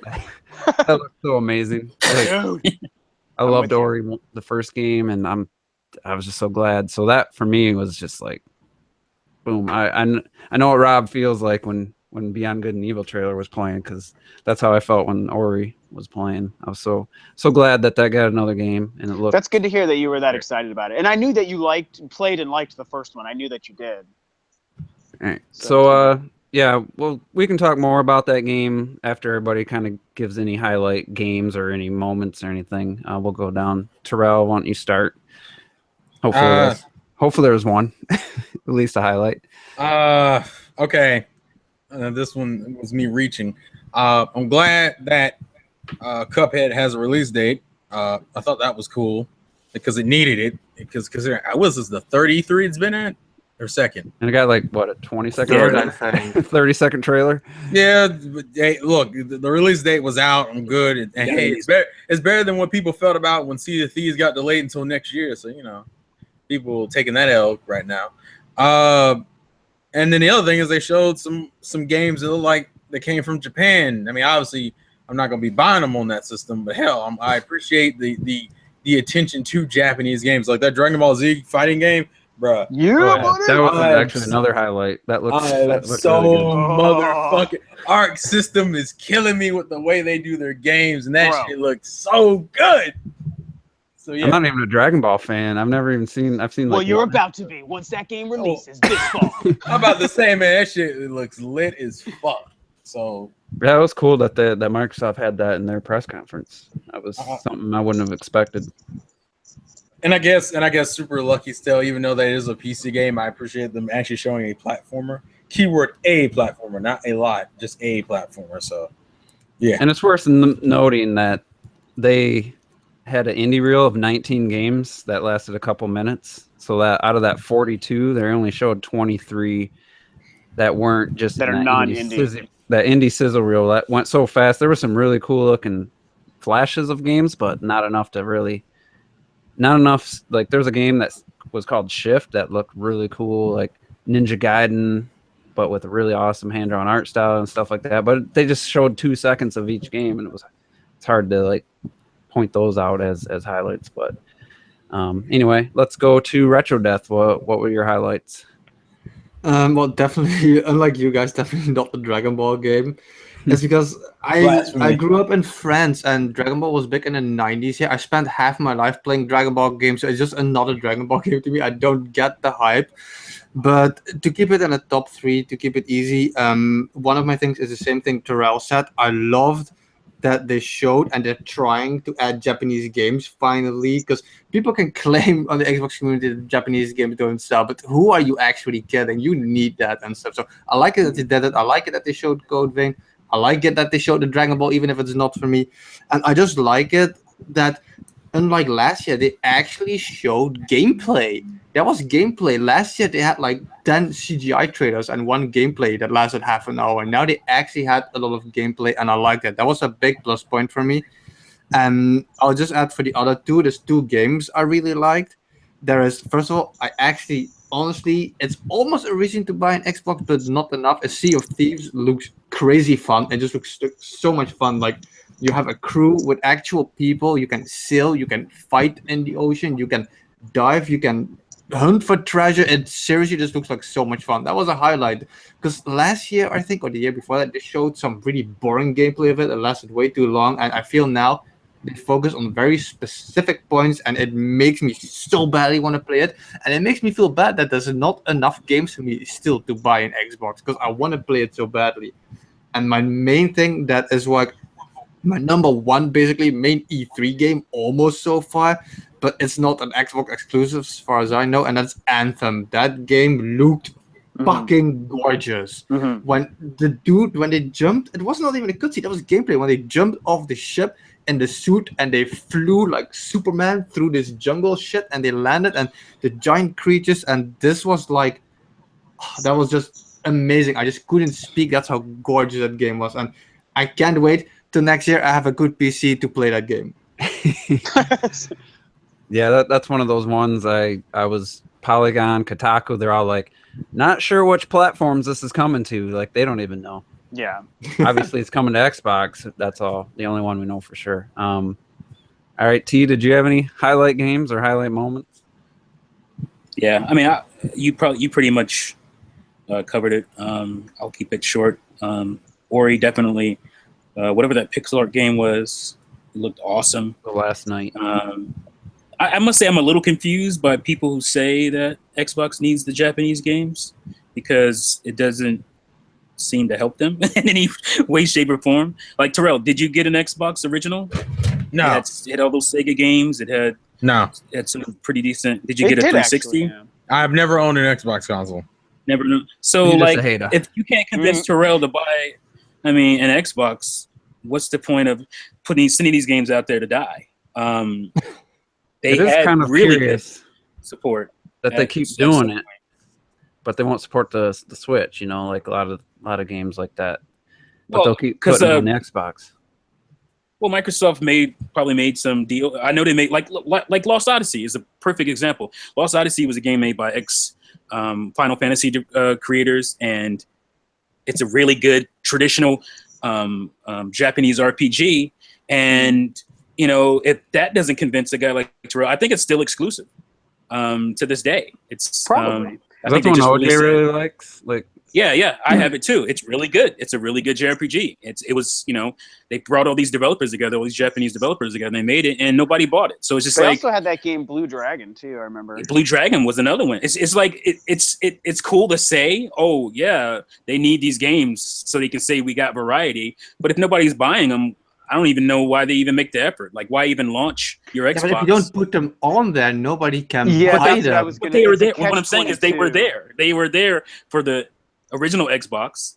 It didn't matter. They were there for the 360. It didn't matter. So Microsoft said, why waste our time? What we're gonna do? We're gonna go another cycle where we make these deals and nobody buys the games. Like, it is. Like, and then people get upset that they're not making them. It doesn't make sense. It's like a weird cycle. It's like, if they haven't convinced Terrell to buy an Xbox now, and he's still not going to buy one when they add these things. So I'm not trying to pick on you, Terrell. I'm just saying. Oh no, I understand. Yeah, what's your mentality? It's not per se to have people buy an Xbox because there's Japanese games on it. It's to sell more Japanese games to people who own Xbox consoles. That's how I see it. That's true. I see what you're saying. They don't want them. They brought even taking someone who has my stance, the problem is that you get me like the Xbox 360, Xbox, we had like, a few Japanese games compared to like Sony's massive amount, and I'm sitting there going, I'm like, well, yeah, I might want to play those games, but like I can get my same Japanese fix from another manufacturer that also has other games I want to play. Right. And then the other problem is that like Microsoft has always been known, especially during the end of the 360 era and almost all of the Xbox One era, of having that's the games. You're making the point I'm trying to make, is just that it's about brand name recognition. People recognize Sony as the Japanese JRPG. I wonder if it's friendly just console, and I don't know if you can break how are you going to break that. And I think Microsoft was trying with Blue Dragons. These are exclusive JRPG type games. These are exclusive games that would you think would talk to the Sony guy who's like, well, I already have my fix, but that's a different thing that I don't have over here. Let me check that out. Yeah, and but did those games actually bomb when they released? Oh, they bombed. Did they really? Okay, that's also because Microsoft unfortunately caters to like a certain type of genre, and like even though there might be fans of RPGs or JRPGs, it's like the majority of your fan base. But that's you're making my main point. Unless Microsoft is going to fundamentally change who they are, which they're not going to, just to cater to some Japanese fans who might buy their console, then it's not going to make much of a difference at the end of the day. Like, you're not going to convince the PlayStation guy to come over and play Japanese games on the Xbox. We want to get back on topic, but I really think it's just that their architecture is so close between the PS4, Xbox One. I just think, why not put it on there? They don't do it for all of them, but there's a lot of games. Yeah, I'm not saying that. I'm just saying that at this point, it hasn't bore any fruit for them to do that. Like it just seems like that's just the standard. You put a game out, you're third party, you put it on the Xbox One and PS4 and PC. Yeah, but it's different. It's different with Japanese developers because they're not the big AAA guys that can just throw this shit on everything. Like they're kind of selective, and they were selective with Xbox when they made those exclusive Japanese games that didn't sell. So it's just more like Select Box. We're taking a risk that we shouldn't be taking. Yeah, like I said earlier, it's crazy that they always put it on Xbox, but I mean, Nintendo gets no shot for most of these games. It's puzzling. Real tragedy. Anyway, let's get back to no palate, man. Let's get back to the E3. Rob, why don't you give your highlights of the Xbox press conference? Okay, I'll try to make it quick. For me, like just all the games, like I just liked that they showed a lot of games. I didn't love every game I saw, but I think part of the reason I felt so good about it is because I also didn't see anything that I outright hated. I was like, either I saw a game that I was like really surprised that looked great, or I saw a game that I didn't really care about but didn't look bad. So I just like the quantity of games. It was exactly what I want from E3. Once that garbage first half hour went away, I was like, this is awesome. So that I loved. As far as individual games, Ori, I mean, I'm right there with you, Juice. Like, it floored me seeing a new Ori. So I'm so extremely happy about that. And I am opposite of UT, like, and I even talked about this a while ago, too. Like, I love that they did put a bunch of Japanese games out there. You do make really solid points for why it might be. I'm not saying that's a bad thing. I'm just saying all these people, talking about it all the time. Yeah. It's kind of weird because they've done it already and nobody seemed to care. But now that they're not doing it, now everybody cares. Yeah, it's really fair, good points, and I don't disagree. And it is weird for that respect, but for me, it's like I'd rather just see them there than not there. So I just thought it was really great to see those. And I remember Phil Spencer went to Japan to try to get Japanese developers. That's what I actually theorized From Software was going to be there and show a game, and that's how much I believed that might happen. So I thought that was cool. And Dragon Ball, I lost my shit over Dragon Ball. Like, oh my god, freaking hand-drawn sprites. It's just like I said in my video. It's like Marvel versus Capcom with Dragon Ball characters. Like that's so good, so We're good. finally gonna get a good Dragon Ball Z game that we haven't gotten. For real, man. I'm sure that's multi-platform. I hope to God that comes. Well, no, it is. It is. Yeah, but we don't know if it's Switch yet. So I'm really hoping it's not confirmed for the Switch, but it is PC, PS4, PC, and Xbox. I bet that'll come to Switch. I hope so. I got the Xenoverse coming. Xenoverse. I mean, I'm gonna buy it because I haven't played it, but anyway, point is, I thought that was great. I thought Metro looked great. I thought Anthem looked great, and Last Night looked great. So I mean, I could rattle off like 7 or 8 games I thought looked great. But for me, the amount of games was really impressive. I loved the Japanese stuff, and Dragon Ball and Ori were just really awesome to me. So that's it for me. All right, so I want to talk about 2 games in particular, but I'm glad Retro and Rob both mentioned these games because I have like Sea of Thieves. That's one game I want to talk about. Mm-hmm. Definitely looked way better this time than the last one. Was like a quick edit of people laughing, like didn't really show what they were doing. Tried to like, hey, this game's fun, but so do you like video games? Whoa. So here's my thing on Sea of Thieves. To me, maybe not for Retro. Retro sounds like he already has built in somebody to play with. To me, it's a pipe dream game. Like if you could actually get a group together and we probably would do it once or twice in the course of owning, the whole time if I ever bought that game, it would probably has the potential to be like one of the best like gaming nights potentially. Like I don't, by the way, just to quickly say, I have nobody planned for that if I would play it. Okay. So for me, like it'd almost be worth buying just for that 1 or 2 times that we could all get together and go on a quest and it would probably be awesome. But the reality for me, and I think for the game, is going to be like, other than playing with randoms, is it going to be the same? It could be fun, but to me, like the reality is that game, it's rarely ever going to be as good as it's gonna it could be. So it'd be hard for me to purchase that game, knowing just like with Federation Force, like the 2 times I played with Robert, it was fun, and then all the rest of the time I had to play the game with randoms or by myself, and it's like, that's not going to be the same.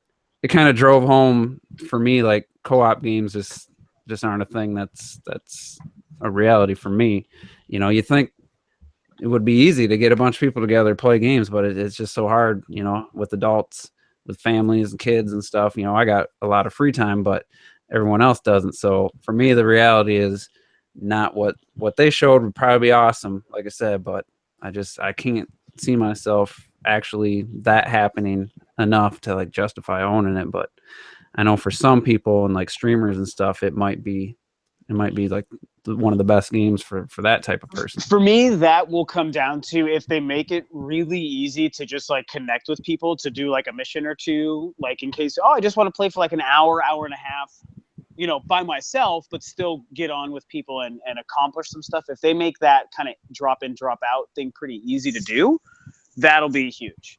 Because otherwise, I think you're probably right. Your concern, I think, is correct. If it's really, you got to plan it out, you got to set aside 4 hours with you and 4 of your bros to do it, that's going to be hard for all of us and a lot of people to do it. So that'll depend.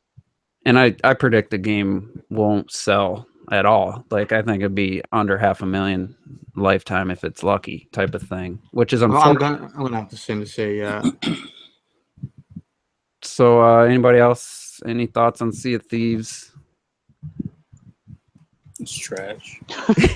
It is one of my highlight games. I really was like underwhelmed with it before. I was very disappointed. I was like, this isn't what I wanted from Rare. Like, if this was just like a single player campaign pirate game with these cool graphics, like I'd be into it, but I don't want this online MMO kind of thing. It just, and again, I hated the gamer banter thing in that. It was so bad.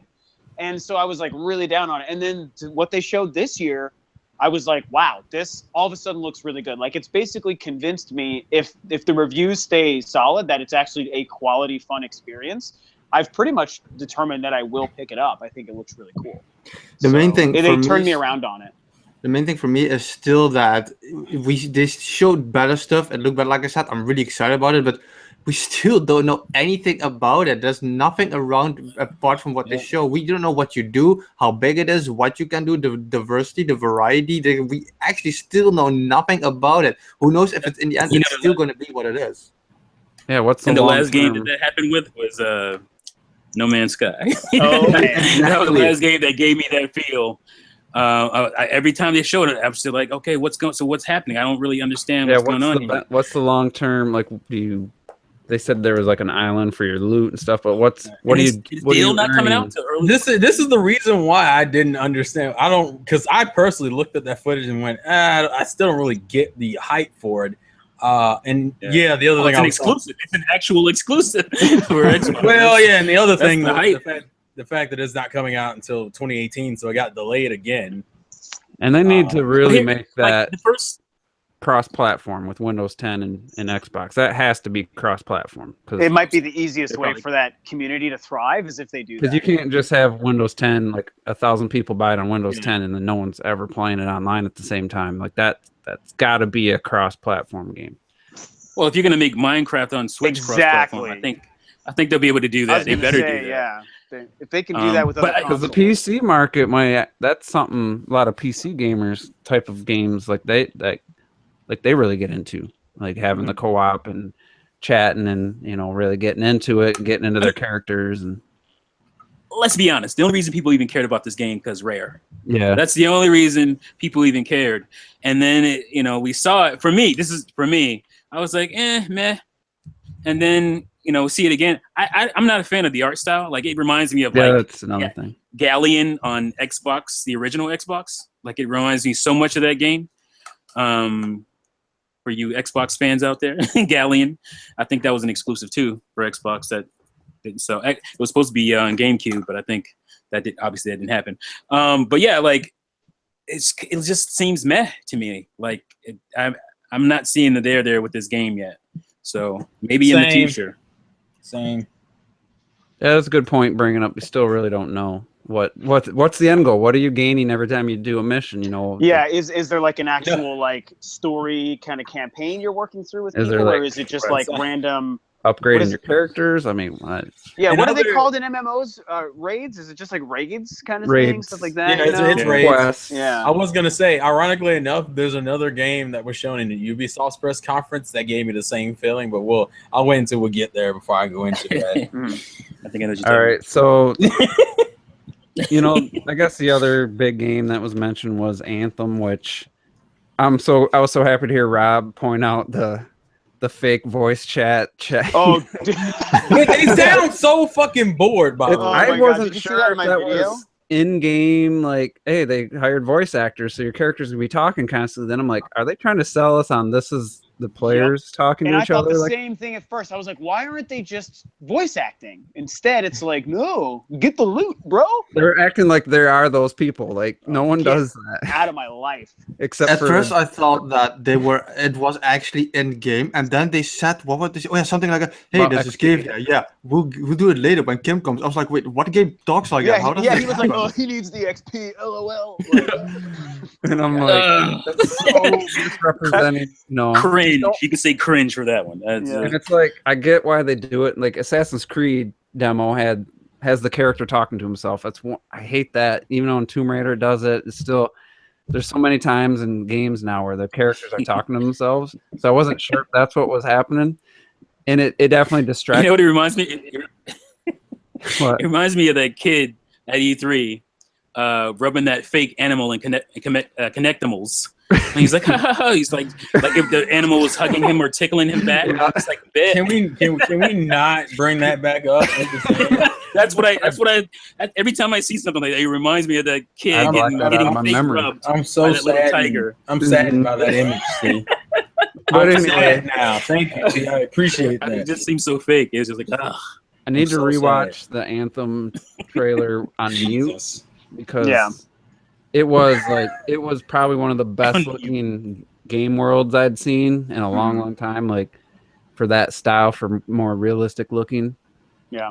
I mean, obviously, Breath of the Wild was amazing game world, but just on for a different reason. It looked very dense and stuff. I will say, it did start out a little generic with we're in an open market, we're walking around, and then all of a sudden a walking mechanical dinosaur, and I'm feeling very Horizon there for a moment. But once I got past that, I was like, yeah, this looks cool. But again, another co-op game, So for me, I'm just like, it completely lost me at that moment when I found that out. But it looks cool. It looks better like Destiny as far as the aesthetic, the art direction, and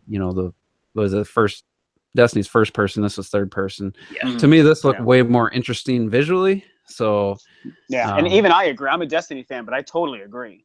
It looks way better.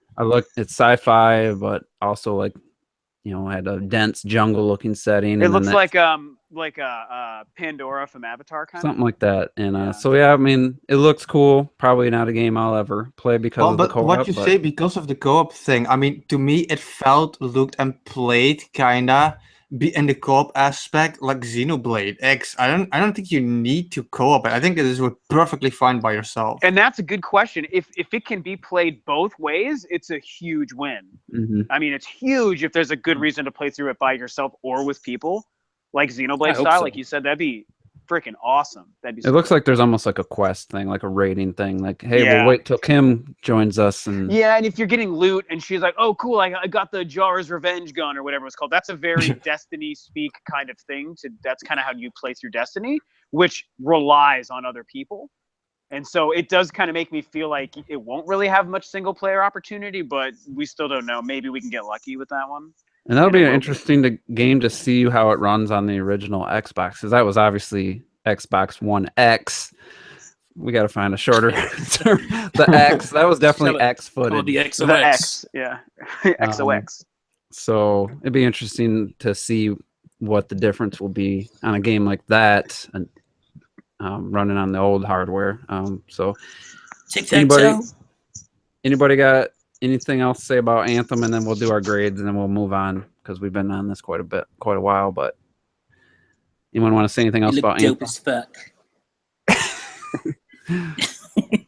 It looked pretty dope. I mean, I'm in. I think it looks pretty cool. So I'm excited to learn more. I'll say it's probably going to be like a 2020 game. Mm-hmm.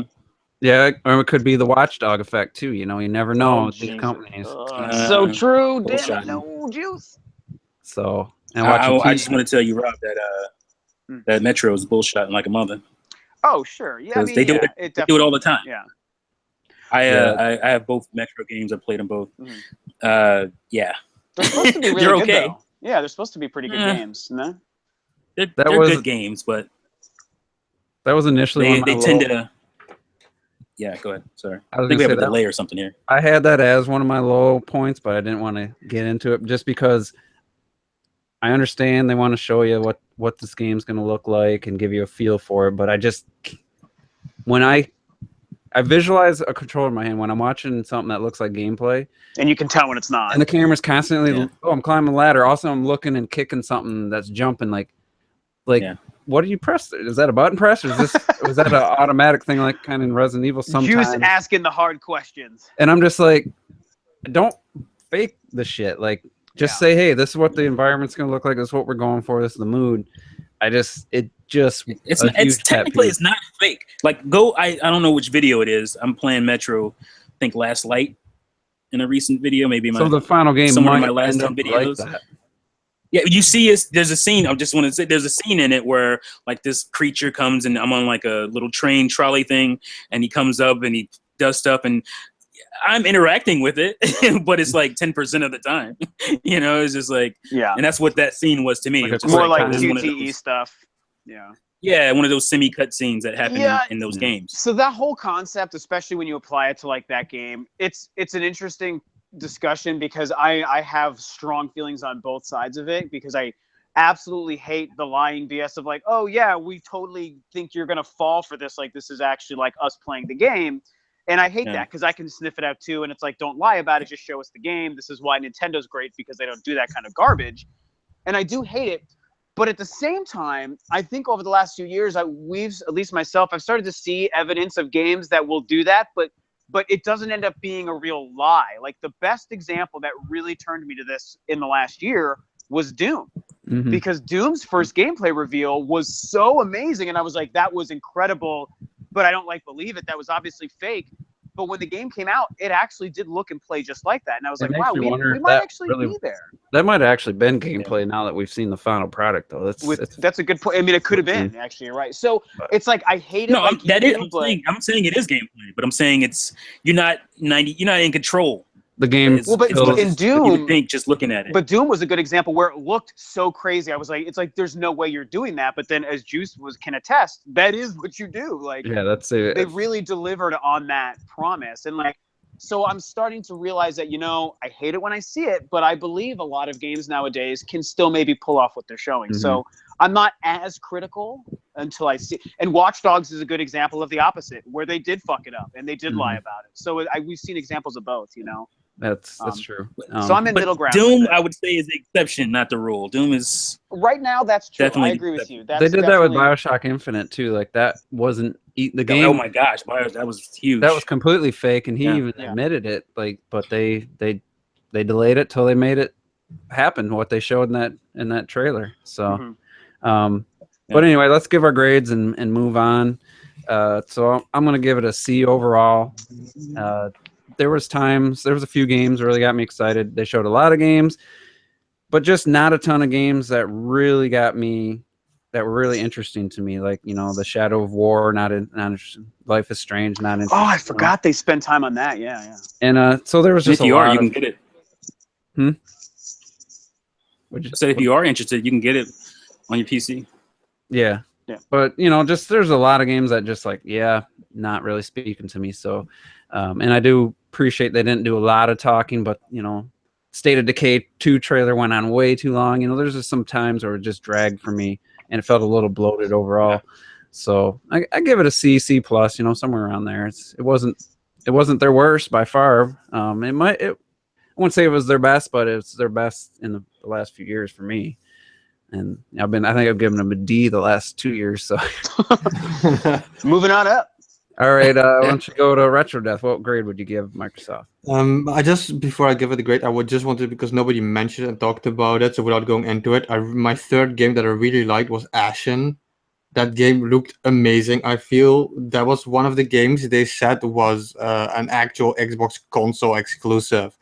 And just to transition into my grade, I give them a B minus because even though it was confusing as fuck, even though they spent half an hour, the first half an hour on Forza, which was boring as shit, compared to the previous E3s they did, there was barely any CGI. They showed just gameplay after gameplay, what Sony did last year, and I love that. And I just had a great time watching them. So I'm gonna give them a B minus.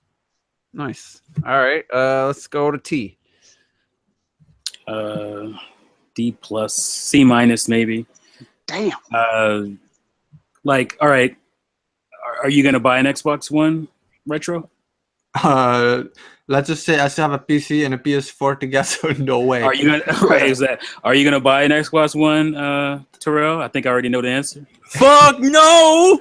So it's just like, for me, it's the thing I took away from it is the console is a nice upgrade. But for me, I wanted this, maybe it's my own fault for having the high expectations for surprises and stuff. I wanted this to be a conference, and I was expecting this to be a conference that would convince a Terrell, that would convince a Retro to buy the game, and that obviously didn't hapen. Yeah, and there wasn't a whole lot there for me, as a current owner. That would I mean, most of the excited, highlight games are going to be available on other things. Exactly. So if you looked at it as that's how I'm looking at it. That's how I have to look at it too. If their job was to sell an Xbox One and an Xbox One X, I would probably give them a D plus. From that perspective, but just me too, definitely. Yeah. From an entertainment, the conference wasn't bad. Like pacing was mostly okay. I explain it like this. It's like you're watching a great movie. You're loving the movie. You're not gonna buy it afterwards, but it was still a good movie. Yeah, I want to buy the movie. It's not a good movie unless I want to get that Blu-ray. As far as I'm concerned. That's a good analogy too. All right, so we'll go to Terrell next, and then we'll end with Rob. Okay, I'm gonna say a D, and that's honestly me being generous. The only reason why I'm not giving them an F is because of because they did show a lot of gameplay footage. They did show a lot of games. Although the pacing was fucking terrible. Pacing was terrible.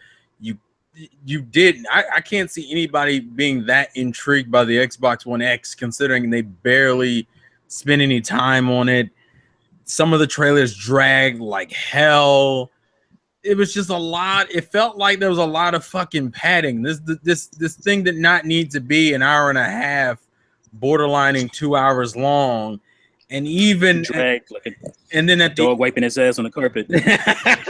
And at the end of it all, I'm still looking at Xbox One launch console exclusives. I'm not looking at Xbox One or Microsoft exclusives. I'm still looking at games that are going to be on PC, PlayStation 4. It's still the same multi-plat nonsense, and I'm like, okay, congratulations. You showed more gameplay than normal. That's the only thing I can really give you. You showed more gameplay, and the games were pretty back to back. So that's it. It's fucking all right, man.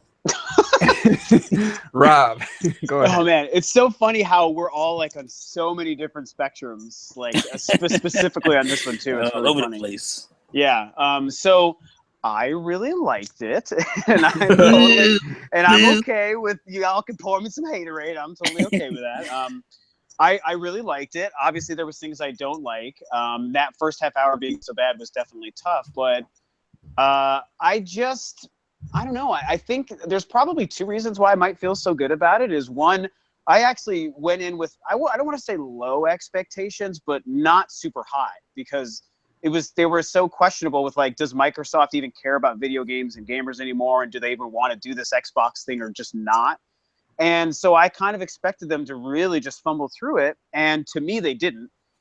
And I just feel like I guess I just don't really care about a lot of the other things that some people necessarily do. And like, as far as like selling people on the game, like or on the console, like T, you brought up, like that, not selling Retro or Terrell on buying an Xbox. Like, no offense, Retro or Terrell, I don't really care if you want to buy an Xbox, because I thought that they had a great lineup of games that they showed, regardless of what platforms or exclusivity they were. So No, but that's what I said. I still enjoy. I give it a B Oh, and minus. I know you did. Oh, Really yeah, love no, the show. I know. I'm just making a point based off other points. I totally get it, dude. He's throwing shade at I know me. what- That's I know all. what Yeah, T- T, God. I know what he means, because you have to see it like this. If you remove all the Xbox logos from anywhere, who on earth is going to know it wasn't Xbox conference? Yeah. That's Yeah, true. I don't need them. I already have an Xbox. I don't need Sure. them to be happy about buying an Xbox Yeah. either. It's just like, for me, So it it's just just like, depends on the perspective. if like, it got them excited, I would Yeah. be super excited, and I get that, and I totally get that. My perspective is just more about, I just really like seeing good looking games, and I thought that once they hit the game stuff for that last hour, I did like the pacing. I liked most of the games I saw, and like I said, even the ones I didn't want to buy, which is probably still half the games, I just didn't hate it. Like, nothing really bothered me, so I liked it, and I give it an A-. All right. I just want to ask before we move on, because Juice, I think you counted, or you stopped counting, like how many times did the 4K end up being It mentioned? was getting close to Too 20 many. when I stopped keeping track. And that's not including every game where down at the bottom left it said Xbox One X enhanced for 4K and HDR. I didn't count those. So it would have been, I just counted the I time. want to end it with this. I think my biggest stickler, maybe I haven't articulated this at all, is that for me, was it yesterday? This conference was. Yeah. Just yesterday, Rare officially died. It just because I felt like this would be an opportunity. Maybe they were going to come out, and when they came out with like a game that sounded like 12 Tales on the N64 with Conquer, the original name for Conquer's Bad for a Day. What's the name of the game? Somebody's Tale, Lucky, Super Lucky Tale. Yes. Yeah, Lucky Tale. And that wasn't a Conquer game. Like, to me, all that hope that I keep having for Rare, or at least Rare IPs to come back, Recore should have been like Jet Force Gemini, and it wasn't. Yeah, they And didn't it just- resurrect any like old Like, IPs or anything. I think that is an underlying thing for me too. It's just like they're officially dead. It's like, holy shit, when that Squirrel launched. Yeah, Thieves didn't do anything for me at all. Made me feel like a Rare game or any of that kind of stuff either. So that's why I feel like they're officially dead. Because you said that just now, it's like when that scroll came on TV on the screen, I said to my fiance, "Holy shit! They're actually bringing back Conquer." Yeah, everybody knows Conquer. She gave me You know Conquer what a I long thought time it was for a second? I thought it was Tails. I thought it was Bubsy. You thought it was Tales from oh god. No, Bubsy's no, already no, had his no, no, revival, no, man. because it almost looked like it almost looked like he had the blue shirt and Exactly. everything. Bubsy is fucking coming back. Shaq Fu has a game, and we can't get a new Conquer game. Like, pretty it's lame. over, man. It's pretty lame. All right, let's move on to the next. Yeah, Let's so- get- so Bethesda. So here's my question. Oh, this is gonna be quick. Yeah. I'm so mad. Was it necessary for them to have a live audience to sit there and watch a 30-minute thing showcasing Oh, a lot of games that are already out? No. Very weird. I'd have And been then- pissed. If I was there. I'd have been wait, pissed. Juice. Let me answer this to you to explain how my Bethesda experience was last night. I found out it's 12 o'clock for me Eastern Standard Time last night, or I guess this morning. I took a nap, woke up a little late. I woke up like 10 minutes late. I turned on my stream and streamed my live reaction to it, and I had missed like half of the fucking conference.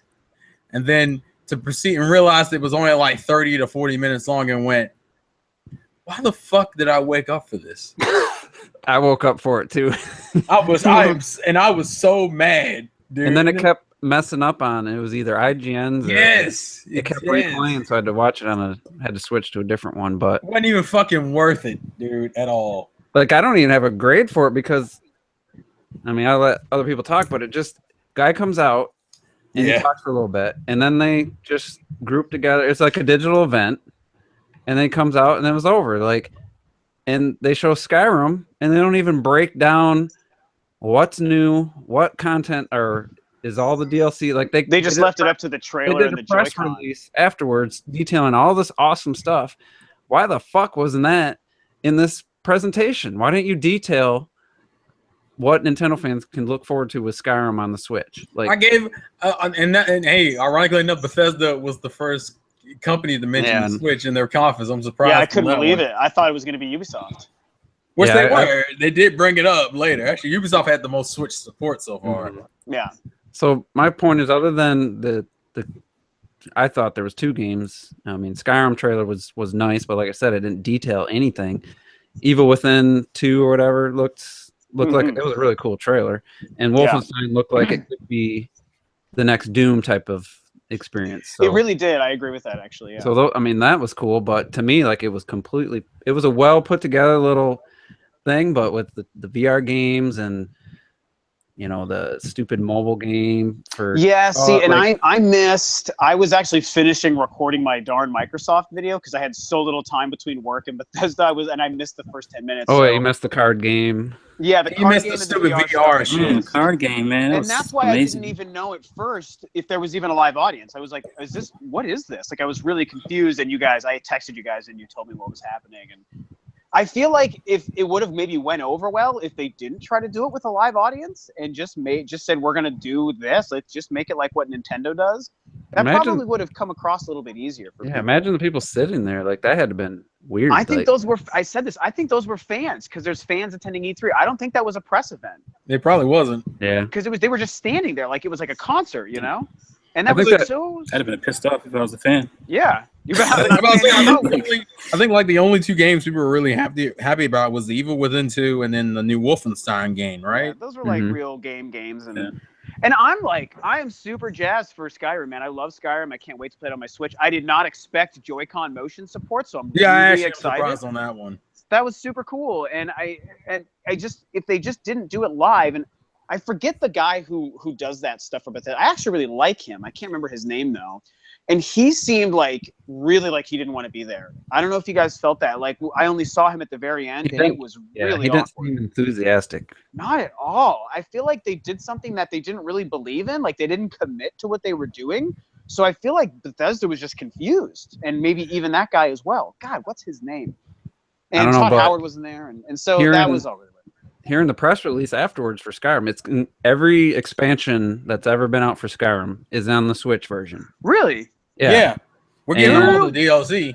That's so cool, man. It's actually a pretty good port, like dead ass. And it looked pretty good. I mean, most people are saying it's in between the remaster, but it's obviously has higher res textures and they didn't call it the special edition or anything. So it's just like have somebody doing a voiceover explaining everything we're getting, because I wasn't sold until I heard the press release afterwards. I was like, oh, it's got everything. Yeah, they've really, really tried. And someone's saying that it's 60 frames per second. I don't know. Yeah, someone said I saw that last night. People were saying that's been said by a couple different places now. So it'd be at 1080p. So that's curious. I don't know if I believe that, but so all right. I've said a lot. Anybody else want to talk on? I'll just talk a bit because I'm gonna be the odd one out. Usually, I'm always hating on the shit you guys love. Now it's gonna be the opposite. Bethesda is after Nintendo the conference every year I look forward to the most. They never show a lot, but I don't watch E3 per se for all the news. It just makes me feel comfortable, and Bethesda just always makes me feel comfortable watching. They bring it nicely. They have a nice story around it. They showcase everything nicely. They don't waste time. They show trailers. They do it nicely. They don't draw out the content. Then there wasn't. I have compared to last year. There was not a lot here. The games wise, I have the shit written down. I have the same thing written down. Wolfenstein 2 and Evil Within 2. Those games I really like seeing it. Apart from that, I just felt comfortable. I loved watching it, and when they put like the fucking Link amiibo in Skyrim, I just lost it. Dude, that was crazy. Skyrim has amiibo support. That just made it for me. It makes so much sense, and apparently it works with all the Zelda amiibo. Apparently, I looked that up later. Yeah, all the Zelda amiibo all work. 9,700 of the Zelda amiibo that apparently exist. All 97 links. Oh my God, dude. Yeah, it works from everything from like the Smash Brothers to like the Legend of Zelda line. That's crazy. Yeah, but Bethesda just makes me feel good always. That's smart. That was smart. I love Bethesda. It's like one of my favorite non-Nintendo third-party developers. Bethesda is really, really cool. And seeing them put so much effort into Skyrim is a really good sign. But as much as I want and am excited to pick up and play Skyrim on my Switch, I really hope that this is a promise that one of their next big games, like for 2018, that they really support it beyond this. Like, So far, well, you just need to support this game. So far, well, everybody of course. I mean, so far everybody claims they're supporting the Switch. Everybody says that you know, high quality game. They don't half-ass it like what some companies do with FIFA. Considering and that, that it's an older game, that's true, because there is that element, and some people will complain about that. Yeah, but I don't care. EA could have done this. They could have pulled out a Dragon Age, double pack and put it on the Switch. They could have done something similar to this and added the same thing, added some Legend of Zelda stuff and that. I do think we need to start seeing. Oh, go ahead. Excited to be working with Nintendo. Yeah, they seemed excited about it from the beginning. One thing I don't like is that people like to claim like Skyrim is 20 years old, but it's still from the remastered version that is barely half a year old. It is not a 5-year-old game. They're not porting over the original Skyrim here. Well, and this is a particular port. This is not the remastered version that was that. This is what's the word I'm looking for? Custom built. Custom, yeah. It was like this is a custom built kind of port, and it has all these cool like Zelda, Nintendo stuff in it. That that took effort.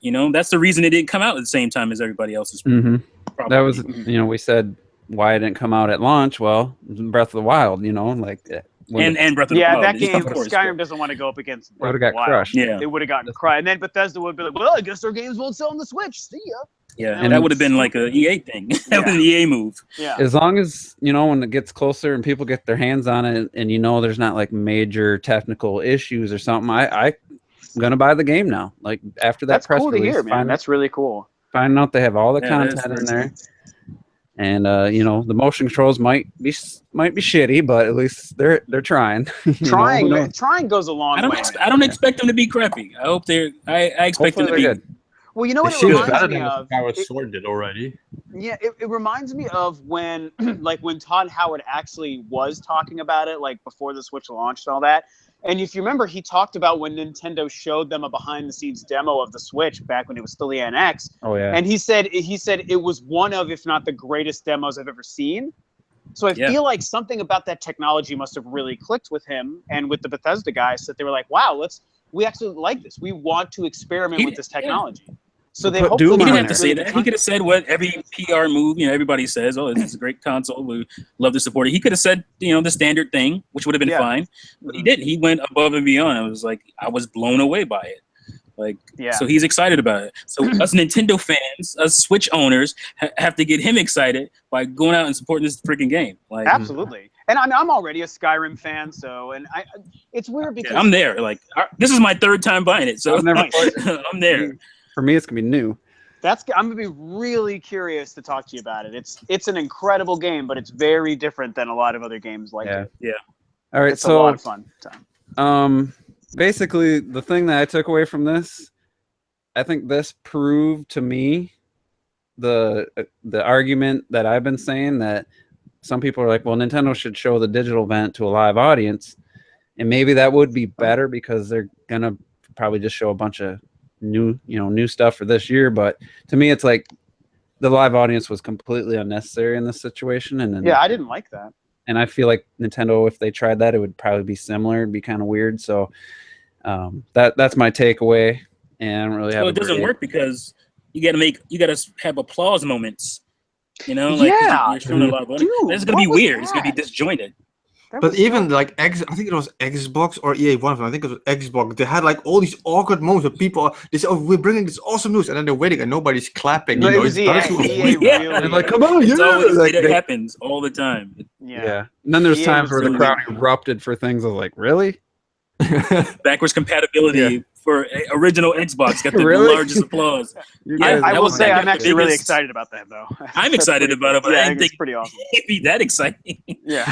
My Xbox 360 is backwards compatible. I put Far Cry Instincts in once, and that's the only time I ever tried playing That's so funny. But anyway, you're a different I play Wii games on my Wii U all the time. Yeah. I was playing earlier.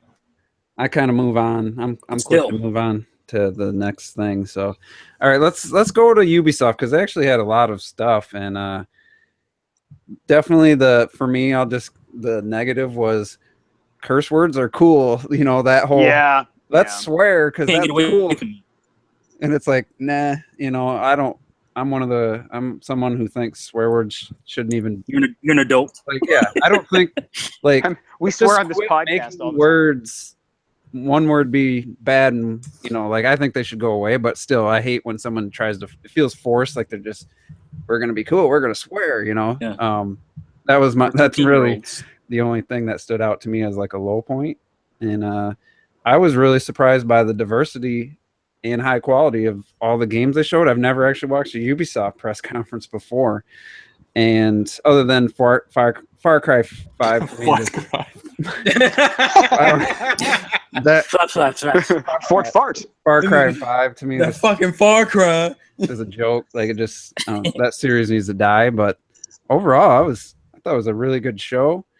And let's talk about that Rabbids and Mario Kingdom battle. Hey. Like, that shit. I don't want to. That A lot of people are saying Pretty it's like SOCOM. That's what I've been seeing on Twitter. or XCOM. XCOM. my bad. XCOM. Mhm. So me and Rob have been the Uh-oh. two biggest haters of this game ever since it was leaked. That Like, is we true. Didn't With care. T being a close third. And I have to say, It what sounds they like you're showed still me- haters though. what they showed me was way better than I expected. I don't. Yeah, no, know. I'm a sold out bitch. I was really impressed with what I saw. I was like, I wow, don't know if that was pretty good. And Miyamoto coming out, with Yeah. that, you couldn't help but smile. It was. You They smile every kinda time you cheated see with that the guy. Miyamoto thing, man. That's cheating. You know But- what's funny? But Like it wasn't even that. It Juice- was the actual game itself that I was It's just like, like- oh, this is very interesting. It reminded me of. Sorry, Rich. I know you're trying to say something. I just wanted to get this out. That's okay. It reminded me of a game that nobody bought on the 3DS. Called Codename Steam. Yeah. And- Oh, and my that's a heart. good I was point. very, Oh my heart. It hurts. yeah, I just- was very happy to see that kind of style. Go ahead, Retro. Sorry. all Retro, I go wanted ahead. to say was just because Juicy he mentioned Miyamoto, and it's like this is the first Ubisoft he watched for the last 2 fucking years. I have to start with fucking Just Dance shit, and he gets Miyamoto on his first Ubisoft. Like it's not fair. Yeah. That's right. Yeah. Any thoughts on the Rabbits game? Mine will be I got quick, so excited. I'll I just can't even start, lie. I guess. Go ahead, Retro. For me, it's like I was really not looking forward to this game. In my head, it was gonna play amazing and look like shit, and I think it looks amazing. And from what I've seen, it plays like shit. I feel it is like you take shit like Codename Steam, like the anime game that I forgot the name of, and Fire Emblem, and you remove all the awesome combat aspects, and that's what you get here. They didn't show me enough gameplay to be convinced.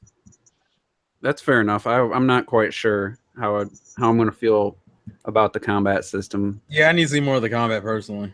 but it does look really clean. The art style's freaking phenomenal. It really is. Yeah. I mean, it I'm- looks. I might even. Might have to watch it or see more of it, but it might even look better than 3D World. I mean, It definitely looks better in I 3D actually World. think it probably does. I'm worried it's going to look better than Mario Odyssey, like when it's all said and done. To be fair, and no, and just it's not impossible. It's doing way less. You know. and side note, one cool Right, it's tidbit. very, you know. I was gonna say, and one cool tidbit I found out is that it's running off the Snowdrop engine, and supposedly Beyond Good and Evil 2 is running off the Snowdrop engine. So you know, Really? Yeah, I think it's. Yep. That These are cut that is a definitely- thing. That is a That thing. is never gonna happen. Hey man, I don't know why you keep saying that, man. I don't know why you keep saying that. Why you keep- Let's talk I'm about that at the very end. hesitant Let's talk to about that. believe At it. the You end. got that uncle that works in Nintendo, man. So back to Rabbids. Seriously. Back to Rabbids. Like I said, art style, to that and then in a there's amiibos. It kind of showed some amiibos and said go to a website to look at. That my fiance said it too. No way are those amiibos. I think they're just random figurines. Yeah, Well, are it comes. The figurines. special edition comes with the Rabbids figure. Is that maybe what you, You don't saw? think they have NFC chips in them or anything? I mean, there is Amiibo's support for the game, but those aren't Amiibos. They said figures. They would have stated amiibos, and they didn't look like the base were amiibos. I honestly don't think They those have a were. round base though. I have a lot of figures that have a round base. They're not amiibos. Yeah, I was gonna say a lot of figures are around bases. Yeah. All right. Anybody else got anything to say on that game? We got our August game, so we're It's good. coming August 29th. Yeah. I mean, I'll I might have to buy it. yeah. I mean, I'll build on it. And it's. I can't believe it. I always was so against the idea. Like my whole thing was like, it just didn't sound like a Nintendo thing. And then the gameplay even further made it sound less Nintendo. That was the biggest thing for me, and not interesting. I was like, it doesn't sound like a Nintendo gameplay thing with Mario and Rayman characters, and it doesn't even sound fun. You know, the freakiest thing is that it looks more like Super Mario RPG than any game since. Sure. Like any of the I Paper thought that Marios or. That was like, whoa. Well, it uses the isometric kind up. of tactics game camera style and stuff, and I like the close-ups on the combat. And it was genuinely funny. I mean, I'm a Nintendo fan, so I mean, somebody that's not probably. I giggled at a rabbit. I couldn't believe I it. was laughing at the, and the rabbits are at this point. They're just maybe they started as this way. I don't remember, but either the minions copied them or now they've copied the minions. No, the rabbits. No, the minions copied them. Yeah, the minions copied the just rabbits like this for sure. Because it Yeah, feels they They were like always in, Yeah, the rabbits were before the minions. I remember. Yeah, they first showed up in I that just didn't know if Rayman launch game for the Wii. they But- acted like exactly like that. I in the first definitely game. I thought the funniest scene was the scene where like the rabbit Princess Peach runs into the real one. She looks over like, you ain't shit. And you're just like, well, all right. The Donkey Kong rabbit was pretty good. That was what was that? amazing. That trailer that played after the gameplay was really well done. Like that was. Yeah, I'm gonna Game Explain rewatch spoiled that that, after though. this. It's That's good stuff. So I'm at the point where if what we saw was just a nice little foundation and a starting point for a bunch of crazy options of gameplay and like maps and worlds, I'm gonna feel really great about it. If we saw like the biggest, a pretty good extent of what's possible and what the game looks and plays like, it's gonna be a little underwhelming. It's hard for me to not want to support it, but I feel like it could become great if there's a lot more to it, but it might also be like this is pretty much what it is. No, and I then said that was the beginning. So I'm and hopeful. I'm hoping that wasn't just corporate speak to make you keep you interested. You know what I'm saying? So that's kind of where I'm at with it. It's It was, definitely. I was impressed, man. I said I was wrong, and I was wrong. It looks pretty good. It's on my radar for sure now. Like. But the reason I personally wrote it down is, like I said from the beginning, I fucking hate those rabbits. But the main thing they always used to do is like scream and just be like 5-year-old annoying children. But it's like they tuned it down for the game, which is why I put it on my radar. I'm looking out for it if the combat evolves. And I hate this. I said on Twitter, I think, like I don't like the gameplay so much. And I OJ put a comment on there like, yeah, it's not a platform. It's like, yeah, fuck, I know it's not a platformer.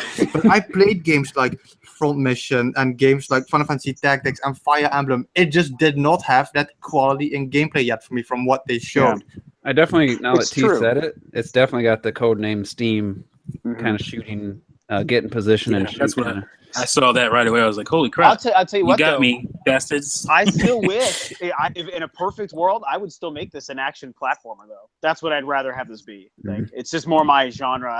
I love Fire Emblem to death, but I don't really want this game to be that kind of game. I'm still into it, and like I said, it does look good. But if I could shape this to be what I wanted, it's like make it an action platformer with all these different rabbits. I think it would be so much more bland, though. I would buy that. You think it would be? They would have to change the whole world. Like that wouldn't be as exciting in this world that they've set up. The way 'cause then the you're going- levels are set up. Then you're going against Odyssey for a platforming type game. I No, not even that. I just I don't meant really like the mechanics of an action platformer shooter. What did you say? Yeah, then it becomes Ratchet and Clank, which was terribly boring. Yeah, it just seems like To me. Yeah, I don't want Ubisoft doing that. Really, rather than- with working with Nintendo with their characters, I'd be fine with it. I can't get enough of them, so I'd be good with it.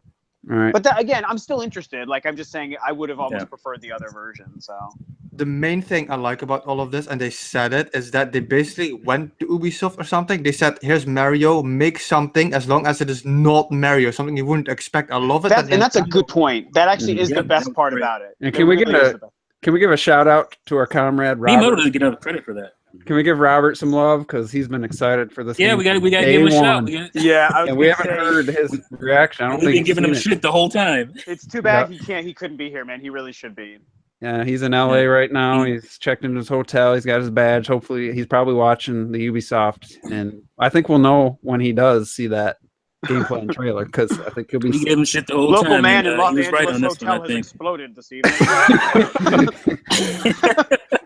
So I'm happy for him that it looks like For sure. a pretty worthwhile game, So at this point, All right, then they went to the whole Assassin's Creed Origins, which we've already seen. I'm intrigued by the setting. Yeah, me too. Ancient Egypt's always intriguing. It just the combat, even though they pulled some Breath of the Wild stuff into it, like if you're jumping and you shoot a bow, he pauses in there to have slow motion to aim, and then there's a shield perfect guard move in combat, which I noticed, but still not enough for me. I didn't see anything that really is like, yeah, this is gonna be the time to get back with Assassin's Creed, but it definitely looks better than the previous couple for me, mostly because of the setting, I guess.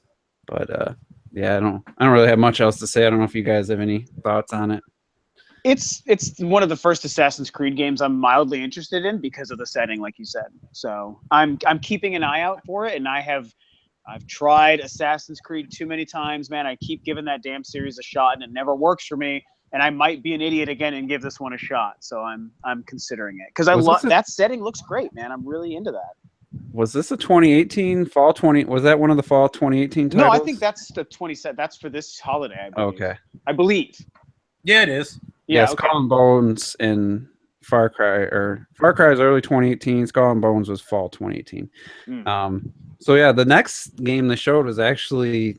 Wait, are we done with Assassin's Creed already? Oh yeah, if you want to say something. I just wanted to say that I felt like so far it's been oversaturated. Xbox spent like half an hour on it, Ubisoft half an hour, and then they played it for like an hour. I think it's way too much for just another Assassin's Creed thing. And the only thing I wanted to say that bothers the shit out of me is that bird mechanic when they fly the bird, and for somehow the bird can instantly freeze in mid-air and everything is still going on underneath. That just made no sense to me, and it just really bothers me that it can do that. Well, he's a beastmaster all of a sudden for some reason. The bird, that's the thing that happens. Well, maybe that's cool. Maybe that is a shot in the arm this series kind of needs. Could be. Like, I love the setting, but I also love the setting of Assassin's Creed 3. So, and I was bored to shit. Yeah, that didn't work. You weren't even the main character for half the game. Oh, I was so excited for that. A lot of people were. All right, Terrell, I don't think you have probably anything to speak on Assassin's Creed. No, it's just a game. It doesn't look bad. It looks okay. It looks very like the production value. It obviously looks top notch. I mean, they got a big team, and it is the better of the teams. It's the guys that did Black Flag, which a lot of people liked, I guess, more than any of the other ones. So I mean, yeah, that's very well received game.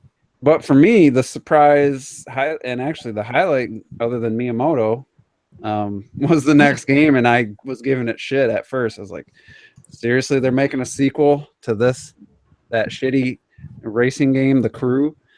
But as someone who dabbles with racing games from time to time, and I do prefer more of an arcadey kind of experience, but I was really impressed seeing the boat racing, which looked really cool, and then the planes, and then cars, off-road. I was not expecting anything other than another lame attempt to have a cross-country open-world racing game with radio towers you had to hack or whatever to open up the map, just like any other Ubisoft game. But this to me just crushed Forza 7, like in every way. Like I was just like, holy shit.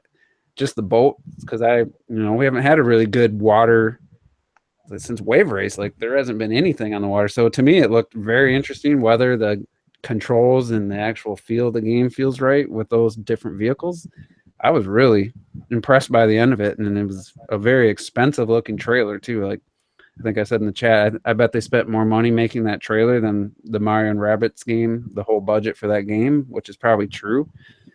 But for me, I was shocked that game, considering the first game looked terrible. I was like, holy shit, that looks like something I'd be interested in, which wasn't expecting at all. So for me, that was a highlight. I doubt anybody else felt the same, but anybody has any thoughts on it? I did want to say something about it, particularly because it kind of represented the one thing about Ubisoft's conference I did not like. And that was the overabundance of CGI on top of having the gameplay. Mm-hmm. Like the crew had like this long ass CGI. Yeah, that trailer was ridiculous. That Yeah. CGI one. And I was like, are we? And I think even the next game, the ship game had a long CGI. Yeah.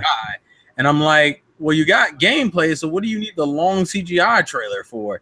And they kept doing it because it's just what people are used to now, man. And I think it's really, I think they really want to get into movies or something. They really do this a lot, and it's yeah, they do. I'm like, yeah, it looks so really weird. good. You got game guys who want to be directors and directors who want to be game guys. More in the bizarre world. I mean, that's true. That Skull and Bones one beforehand was completely unnecessary. Then they had actual gameplay. It's like, why'd you spend all that money on that CGI trailer? Like, yeah, I don't fucking understand because they used to use CGI as a cover up for having no gameplay. That's true. That's really now it's just like, well, fuck it. We had. Well, you know what though? Here's the problem, you guys. Is I think most gamers aren't like us, and they just eat that stuff up, and they don't. Even though like they know it, if you were to ask them to explain it, I think people don't separate that watching CG isn't the same as watching a game. You know what I'm saying? I think that people just assume, oh, this is the game. And we obviously are like, well, no, like show us the actual gameplay because we're used to seeing like Nintendo, for example, do that always. But most people, they don't really care and they love that CG stuff and it gets people excited. And I think that's why these companies know that, so they always lead with that CG stuff. Yeah, I which mean, is a shame. For a tease like Beyond Good and Evil, like, hey, this game exists, but to have that and then also the gameplay, it seemed for the first time we're seeing some of these games. It was kind of weird, but it was. But at least we do still get gameplay out of it. So at least they will go to gameplay, and that's better than not doing it at all. So there's that too, I guess. All right, so we can talk about Skull and Bones, the ship battle mechanics from Assassin's Creed 4, Black Flag, like a spin-off that probably won't have any sea legs. No. At first I thought, hey, this could be like well done, sir. Thieves. And then when I saw the gameplay, I was like, oh, it's just this. Like, yeah. I mean, yeah, for some people they really like that part of Assassin's Creed. I kind of didn't care for it. I can tell you that my younger brother is a big Assassin's Creed guy. He hated the last one, but he loves the series. Black Flag's like one of his favorite games. And he is very excited. We were texting too, and he's very excited for this. Yeah. So I think it is going to reach that market and that gamer that it's supposed to. Which is why I'm like, it's super not interesting to me. I could give two poops and a fuck about it, but I think that a lot of other people will probably be into it, and that's cool. I think for me, seeing the extended gameplay just basically convinced me that I don't need the game. Yeah, I'm with you. It's like, oh, okay, got it. Both. Yeah. Well, it seems like you'll get tired of it really quick. I think that's the thing. I mean, maybe, and you know what? To be fair, maybe they plan on eventually unveiling that there is more to it than just that. So that could change the game, but I have a feeling that it is just what they showed. And that's what people loved from Black Flag. They loved that. So that game's fall 2018 without being delayed. I mean, that's a long ways off. Tell you what, it's a really good looking game though. It really was a good looking game. So yeah, I thought the same thing about the Crew 2, and I don't know what it was running on. There was a scene where they're looking behind the boat, and I was like, "What? That's really impressive." I don't know if that's running on the X or a high-end PC. You know, in Ubisoft, you know, the final game might not look that good, but interesting. I don't know if anybody else has anything to say on Skull and Bones. No. All right, let's move on to the Toy to Life game. I forget the title. Star something. Starlink? Was it Starlink? Starlink. Yeah, I think that's what it's called. It was cool to see another Switch game, and actually, before I saw the Toys of Life, I was like, I thought this reminded me of No Man's Sky.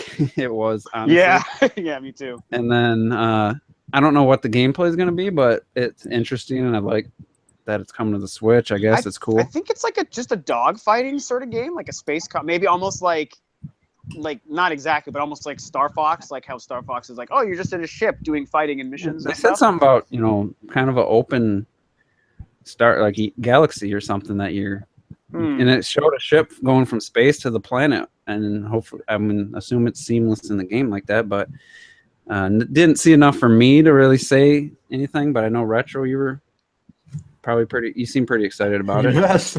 Okay. Like whenever you guys said like it looked like No Man's Sky or something in the beginning, but when the trailer started, you saw the landscape. I was like, damn, those mushrooms. That looks a bit like Morrowind. And then they showed more landscape, and I thought, damn, this looks really good. Then you saw the planes, and I was like, yes, we finally, because you don't get too many good shooters with planes these days. So I was super excited, especially after like what Star Fox kind of messed up last time. I was like, okay, cool. We're getting a cool game with spaceships and some customizability and cool fights and anything. And then they showed the Switch controller. I was like, holy shit, it's actually coming to the Switch. And I like it that they showed that. And then they showed the ships, the Toys to Life stuff. And that just got me extra excited because I don't care. I like Amiibo. I like Skylanders. I love that kind of shit. I love figurines. I love it that they're building off that you can create your ship on the spot and that you can add weapons to it that would go on the ship. And people instantly complain like, I don't want to have to buy all this shit like to play a game. Meanwhile, they have like 20 fucking Amiibos on the shelf that do nothing. But with games like this, people just have to remember all you need to buy to play these kinds of games is the starter pack that costs often less than other games. You don't need to buy the shit. It is like DLC. You don't need to buy DLC if you don't want it. And just from the gameplay wise, the graphics, the gameplay, it looks so exciting to me. It's one of my top 5 favorite games I've seen so far. I just want to play it and I want to see more of the gameplay. Yeah, well, be interesting to see.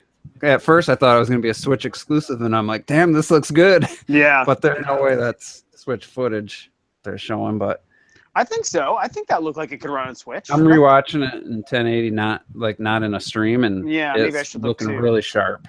Really? I don't know. Yeah, but Guess I we'll don't think see. that's what a What's 2018 game, right? What, the CG? That was fall 2018, I Sure. think. Okay. it's just showing landscapes and ships flying, and it's all looking pretty high res. Looks like gameplay. But it does look cool. I mean, it is kind of interesting. As much as it would have been cool if it was like a Switch exclusive, I think it's also neat that it's a multi-platform because it looks like it's just a straight up third-party day-and-date multi-platform, which those are also really important for Nintendo to have, as much as the exclusives are. yeah, So that's kind of a weird, like, sort of good thing that would otherwise not be good. I kind of like that. Because we want to see that. What about like maybe the next few Ubisoft games ends up being the same thing? Like it's Beyond Good and Evil setting 2. a good precedent. Man, well that that could go in a lot of different directions. There's who knows what that's gonna be. And here's a fucked up thing. When this game started, and this is why I tested I couldn't do it. I couldn't think about it. Oh my god, I thought this was gonna be Beyond Good and Evil 2. Oh yeah, that's right. Because I was like, is this it? Oh my god, is this it? And I was like, and I went into this whole thing. I was like, we're not going to see it, you guys. This game isn't going to show up this year. It's not going to show up at E3. Like this, it's just not going to happen. I had no faith. But then I feel I need reparations from you guys, by the way. I told you to keep faith. You did. Ubisoft lied to us. They did, because Michel Ancel They was straight up lied. He's like, it's not going to happen. It's not going to. I don't think E3 would be the best time to show it off. That's what he said. Mm-hmm. Yeah, so I just moved let's on. Let's get past the next few games before we get into that. Yeah. And that is fall 2018. That Starlink. So yeah, it does look it's a pretty long good. ways away. Yeah. Then they showed Steep. There's an Olympic thing, but they didn't say anything about the Switch version. Oh, that was disappointing. If that was going to have this Olympic pack December. It's still slated apparently on their site. Far Cry 5. I'm just like. They tried to make it into like a humorous kind of feel later in the early part of the trailer when he's describing. What did he say? People are fucking angry. People are fucking scared. And it's like he's describing just the most stereotypical, uncreative American mindset, like first-person shooter type of game. And then they showed it has a little bit of personality, but to me, I don't care. Far Cry 3 was the last Far Cry I think I'll ever need to play. This didn't do anything for me. The team stuff, they didn't even know. I don't know if other players are playing those characters or if it's AI. Wasn't sure. I think maybe the last game introduced co-op, but I was just like, yeah, like I just don't care. I don't like the mechanics of Far Cry. I don't like the characters. The act, the storyline was terrible in 3. 4 was like forgotten so fast, and it's like, why is this series still going? People still buy it, I guess, but that's my take. Anybody excited for Far Cry 5? Nope. Move on, damn it. All right. So Yeah. let's get on to No Man's Beyond Good and Evil. Sky. Hey. Let's be a little bit more generous Listen, now. no screaming, everybody. No screaming. I've already So, screamed my face off. You talked about it earlier about a CGI. So for a second there, I was like, "Is this an animated movie?" I'm pretty sure it was a game, but I was like, "This could be an animated movie set in the Beyond Good and Evil universe." But That would have been really disappointing. so I'm gonna go with Rob first. What do you think of this realistic art direction with, obviously human characters? Mm-hmm. How did you feel? Because to me, it was kind of jarring for me. Not being a fan of the original, but it seemed like a weird choice to go with this super realistic looking art direction. Well, to me, it's a good point, and like you start to think about that once you kind of settle down. Like for me, once I settled down after the excitement, but like when I saw it and I started to think, oh my god, I think this is actually what I'm watching. It's like I kind of just took it as this is just the CG initial concept. This is just to show the setting and the story and the characters. And I would think that the actual in-game footage might look something more like a cross between like really realistic stuff like this and what the visual style for the first game was, which is like, a 15-year-old game, but still at that time wasn't even going for what was seen as realistic back at that time, like how Grand Theft Auto was trying to be realistic back then. So it's like I'm kind of just taking it as more of like a proof of concept for like the tone and the style. I don't necessarily think that that's trying to say the graphics are going to try to look like that. If they do, it's not what I would have immediately jumped to want in a Beyond Good and Evil 2, but I think it would still be fine, ultimately. I don't really think that would be the determining factor on if this game is the game that we would have been waiting for, or if it wouldn't be. I feel like the visual style can go in a lot of different directions. So I buy that. I totally buy it as we're just going to have to wait and see what the actual gameplay version of this world looks like. The talking monkey and character thing, that kind of works with what the first game kind of was, so that's not too jarring. As far as if we want to get into the details of that, we can, but as far as just the idea of that, it's fine. That totally works. The Mamago shop in the original game had talking rhinoceroses, or rhinoceri, whatever the fuck. And well, the main sidekick was a talking pig. Exactly, so. Paige was a talking pig, just like we Paige. saw those mercenary guys in the Mhm. trailer. So that All right. stuff is totally fine. So what do you think, T, what do you think the final, like the game's actually going to look like, and how do you feel about just a CG, like I said, kind of a realistic looking for this reveal trailer? I'm on kind of two sides of it, like because I wasn't expecting it to look like realistic and whatnot, but it looks really good. So it's kind of hard to like not or dislike it because of that. But I said it in our chat, whatever. I just love the fact that Ubisoft is putting colored folks out there in their video games like that. Like Yeah. that is bold, and especially for like big games like Watch Dogs 2, and for this game, which is a game that initially didn't sell well in its first incarnation, and to put it out there, to put a lead black female as your character in a game that already is that wasn't commercial to begin with, is some confidence that you just don't see in movies, especially, and definitely in video games. That impresses me alone. So bad, so. Man. What's up? I said I want to fist bump you because I was geeking out silently on that one too. I was like, oh shit! What do you say? Multi. Well, it was the lady I like her and I forget her name, but she was like, it's a very culturally diverse, I think is what she said. Yeah. Is that what you mean? Yeah, she was very vocal about that point. Like, this new world we've created is a vast, wide, culturally diverse world, or something, which is cool. Which is real great. Quick, I want to geek out on something. When the presenters came out there, and you could see they were on the verge of tears because it felt like they finally got the game. Dude, that was me. Yeah, that was me. Yeah, I was right there with them. I was like, we made it. Made it, man. It's almost like he had to really, like, used his friendship with the head of Ubisoft to make that game happen. That's the kind of a little feeling. Yeah, I think I'm about to say I think that was emotional for him. He's like, I got it. I knew. I said I wanted it here. I got it here. They put it into words at some point where they basically said the fan demand is how this game thrived to be.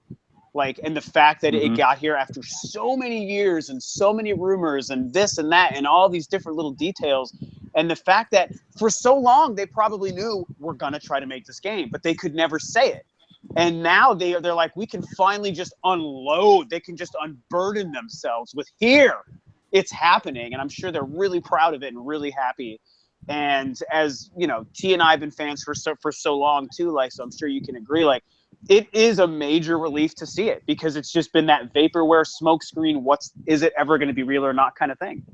And it was really nice to see the developers promote that. I'm not one of these fake ass people that came along and saw the excitement from, you know, that small little core fan base of people talking about it so many times. Like, I don't want to throw shade at them. I'm glad that they hopefully genuinely attached to the game, and it's not just we want to like it because we heard a lot of people like this is kind of a cult thing. Yeah, just joining the cult. I bought this game day one. What was it? November of 2002 when this game came out, and it came out like right alongside 2003, right alongside of not Assassin's Creed, but the Assassin's Creed of the day, which was Prince of Persia. Yeah, and that's why it died. Like, because Ubisoft for some reason put those two games out like within a couple of days of each other. Yeah, and obviously Beyond Good and Evil took the brunt of that. So I was there from the beginning. I was reading magazines, and it just appealed to me from the beginning. And so this has been a long journey. Yeah, man. A long journey for me, and I'm sure Rob as well.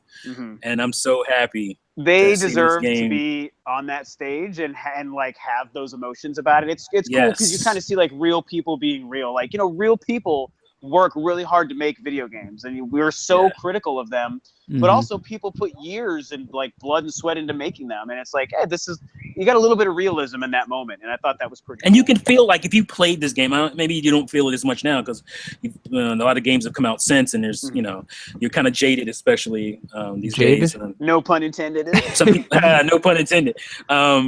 Like, you could, if you played this game especially at the time, you could feel the passion behind it, you know, the love and the meticulousness they put into it, because it controls so beautifully. Like, it's one of the best controlled games I ever played. Like, and it was a really revolutionary game. It's very revolutionary, very different.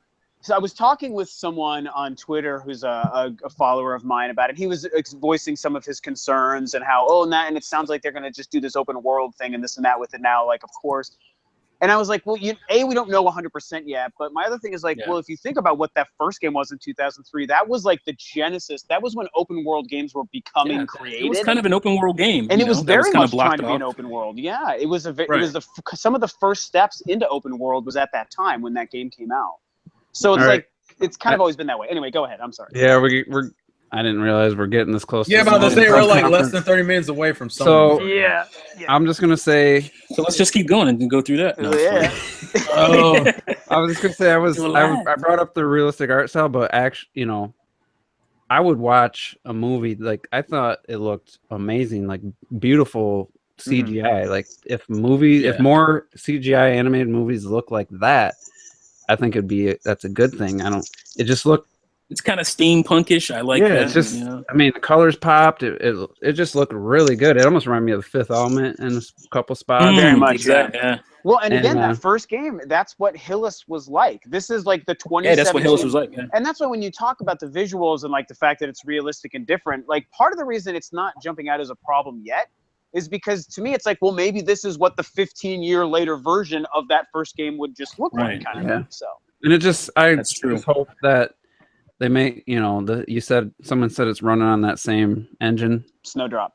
And that's what I said earlier. Yeah. Ubisoft did put up a video where Michael Ansell's actually breaking down the trailer, which I want to watch. Yeah, it's 11 minutes long. They break it down scene by scene. 11 sexy minutes.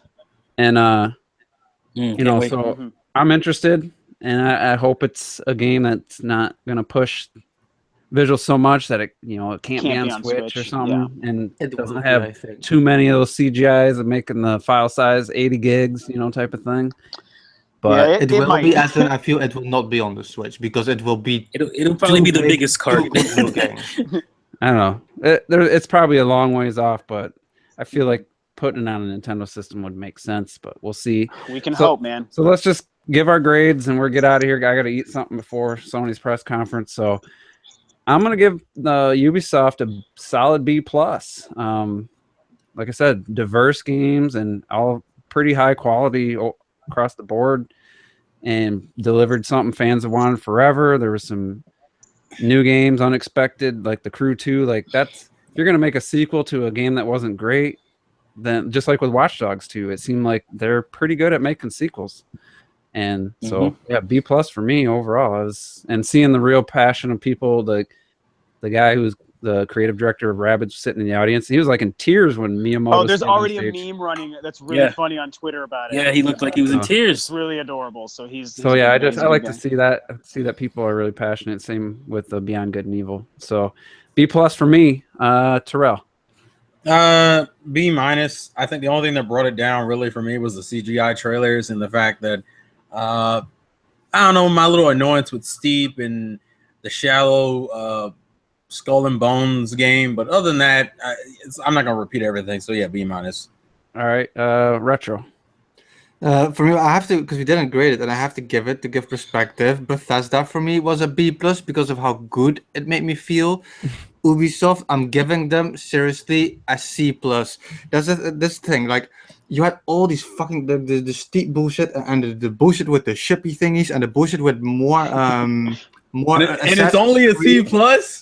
And with all the shit, but they started like I go by like what Ubisoft did the last few years, all the Just Dance shit, all the bullshit, never any games. They started out with Miyamoto coming on a thing. You had Nintendo there. You had like the games, the Starling, the Beyond Good and Evil. There was a lot of nice games, but there was too much negative for me to give it any better than a C+. All right, T, what do you give it? Motherfucking A-. I loved it. I thought it was great. The games were interesting. I had no interest in The Crew 1. The Crew 2, definitely interested in that. Obviously Beyond Good and Evil. Some stuff is pulling at my heartstrings. I'm not gonna pretend that it's not. Obviously Miyamoto coming out there and the dude showing his passion in his eye ducts. That was very cool. I just thought it was way far better than their previous E3 conferences to me. Like, this was way better than that cringy stuff that they used to do.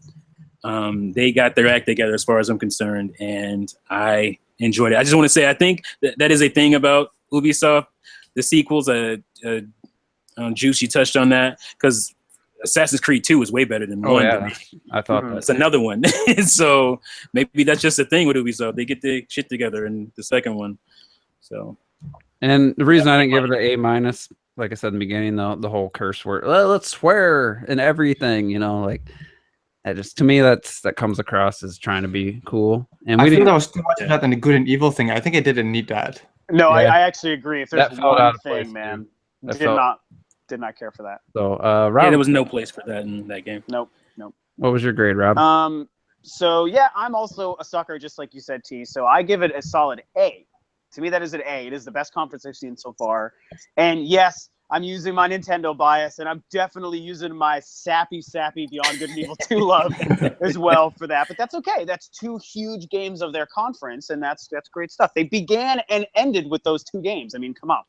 And then, like, the other games, I mean, again, nothing I really super hated. I don't really care about that Skull and Crossbones thing. That's like whatever. But I thought the pacing was perfect. Even the games I didn't care about. Really disappointed we didn't hear about Steep on Switch, because I want that game on Switch.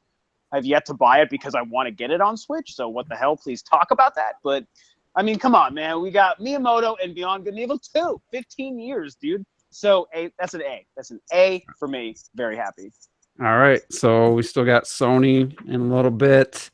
For anybody watching this live, this will be my first Sony press conference as a PS4 owner, so maybe I'll have a different perspective now. Oh, same here. You've been bought.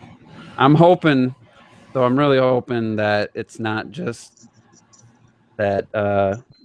I'm hoping to see The Last of Us 2, but last year felt like Days Gone, felt like God of War. They all kind of feeling like that Last of Us feeling type of I don't know, gameplay, I guess. So I'm hoping to see a little more diversity and some surprises and some games hopefully coming this year. But that would be nice. That would be but nice. yeah, we had a good audience this whole time, almost up to almost 90 viewers at one point. So Sweet. They were using us to get until the Sony press conference started. That's what yeah. So appreciate it. I thought this would go for 90 minutes and it went for 2 hours and 40. Why did you think that? I thought we could blow through these. But No, you didn't. No, you didn't think that. So He's calling you out, man. it's this has been a great podcast. And E3's been good so far. Looking forward to Nintendo tomorrow afternoon, and then the tournaments and the treehouse. So we'll see what Sony does tonight, and look forward to some maybe tomorrow, maybe Wednesday, a reaction to Sony and Nintendo's stuff. So side note, I'll be streaming my reaction, so like in about 10 minutes you'll see me on Twitch. So if you're interested in watching with me, you can. All right, Twitch it up. And anybody think Sony's gonna do that 1 hour like they did last year? Or? I hope so. I really do. I think it's going to be a little bit longer than that, but I feel like the theme, and I know everyone complained about Microsoft's pacing, but I think the theme has been to kind of just bang out game after game. Yeah. Which I'm also hoping bodes really well for Nintendo Spotlight as well, by the way. So Well, Reggie I'm hoping already Sony said. does that again. Reggie confirmed with Jeff Keighley that there'd be some new announcements in the first hour of the treehouse. I saw that. That is super exciting. Like, really nice surprise. So, all right, so fuck yeah. All right, we're gonna get out of here and go watch the Sony, and we'll be back either tomorrow or who knows. We'll be back someday, sometime this week. No, this is it. You'll never hear from us again. We'll let you know. I'll let you know on Twitter. Pull out the knapsack and walk away. Haven't decided yet, so we'll be back to react to Sony and Microsoft's E3, and it's all exciting. So we'll see you next time.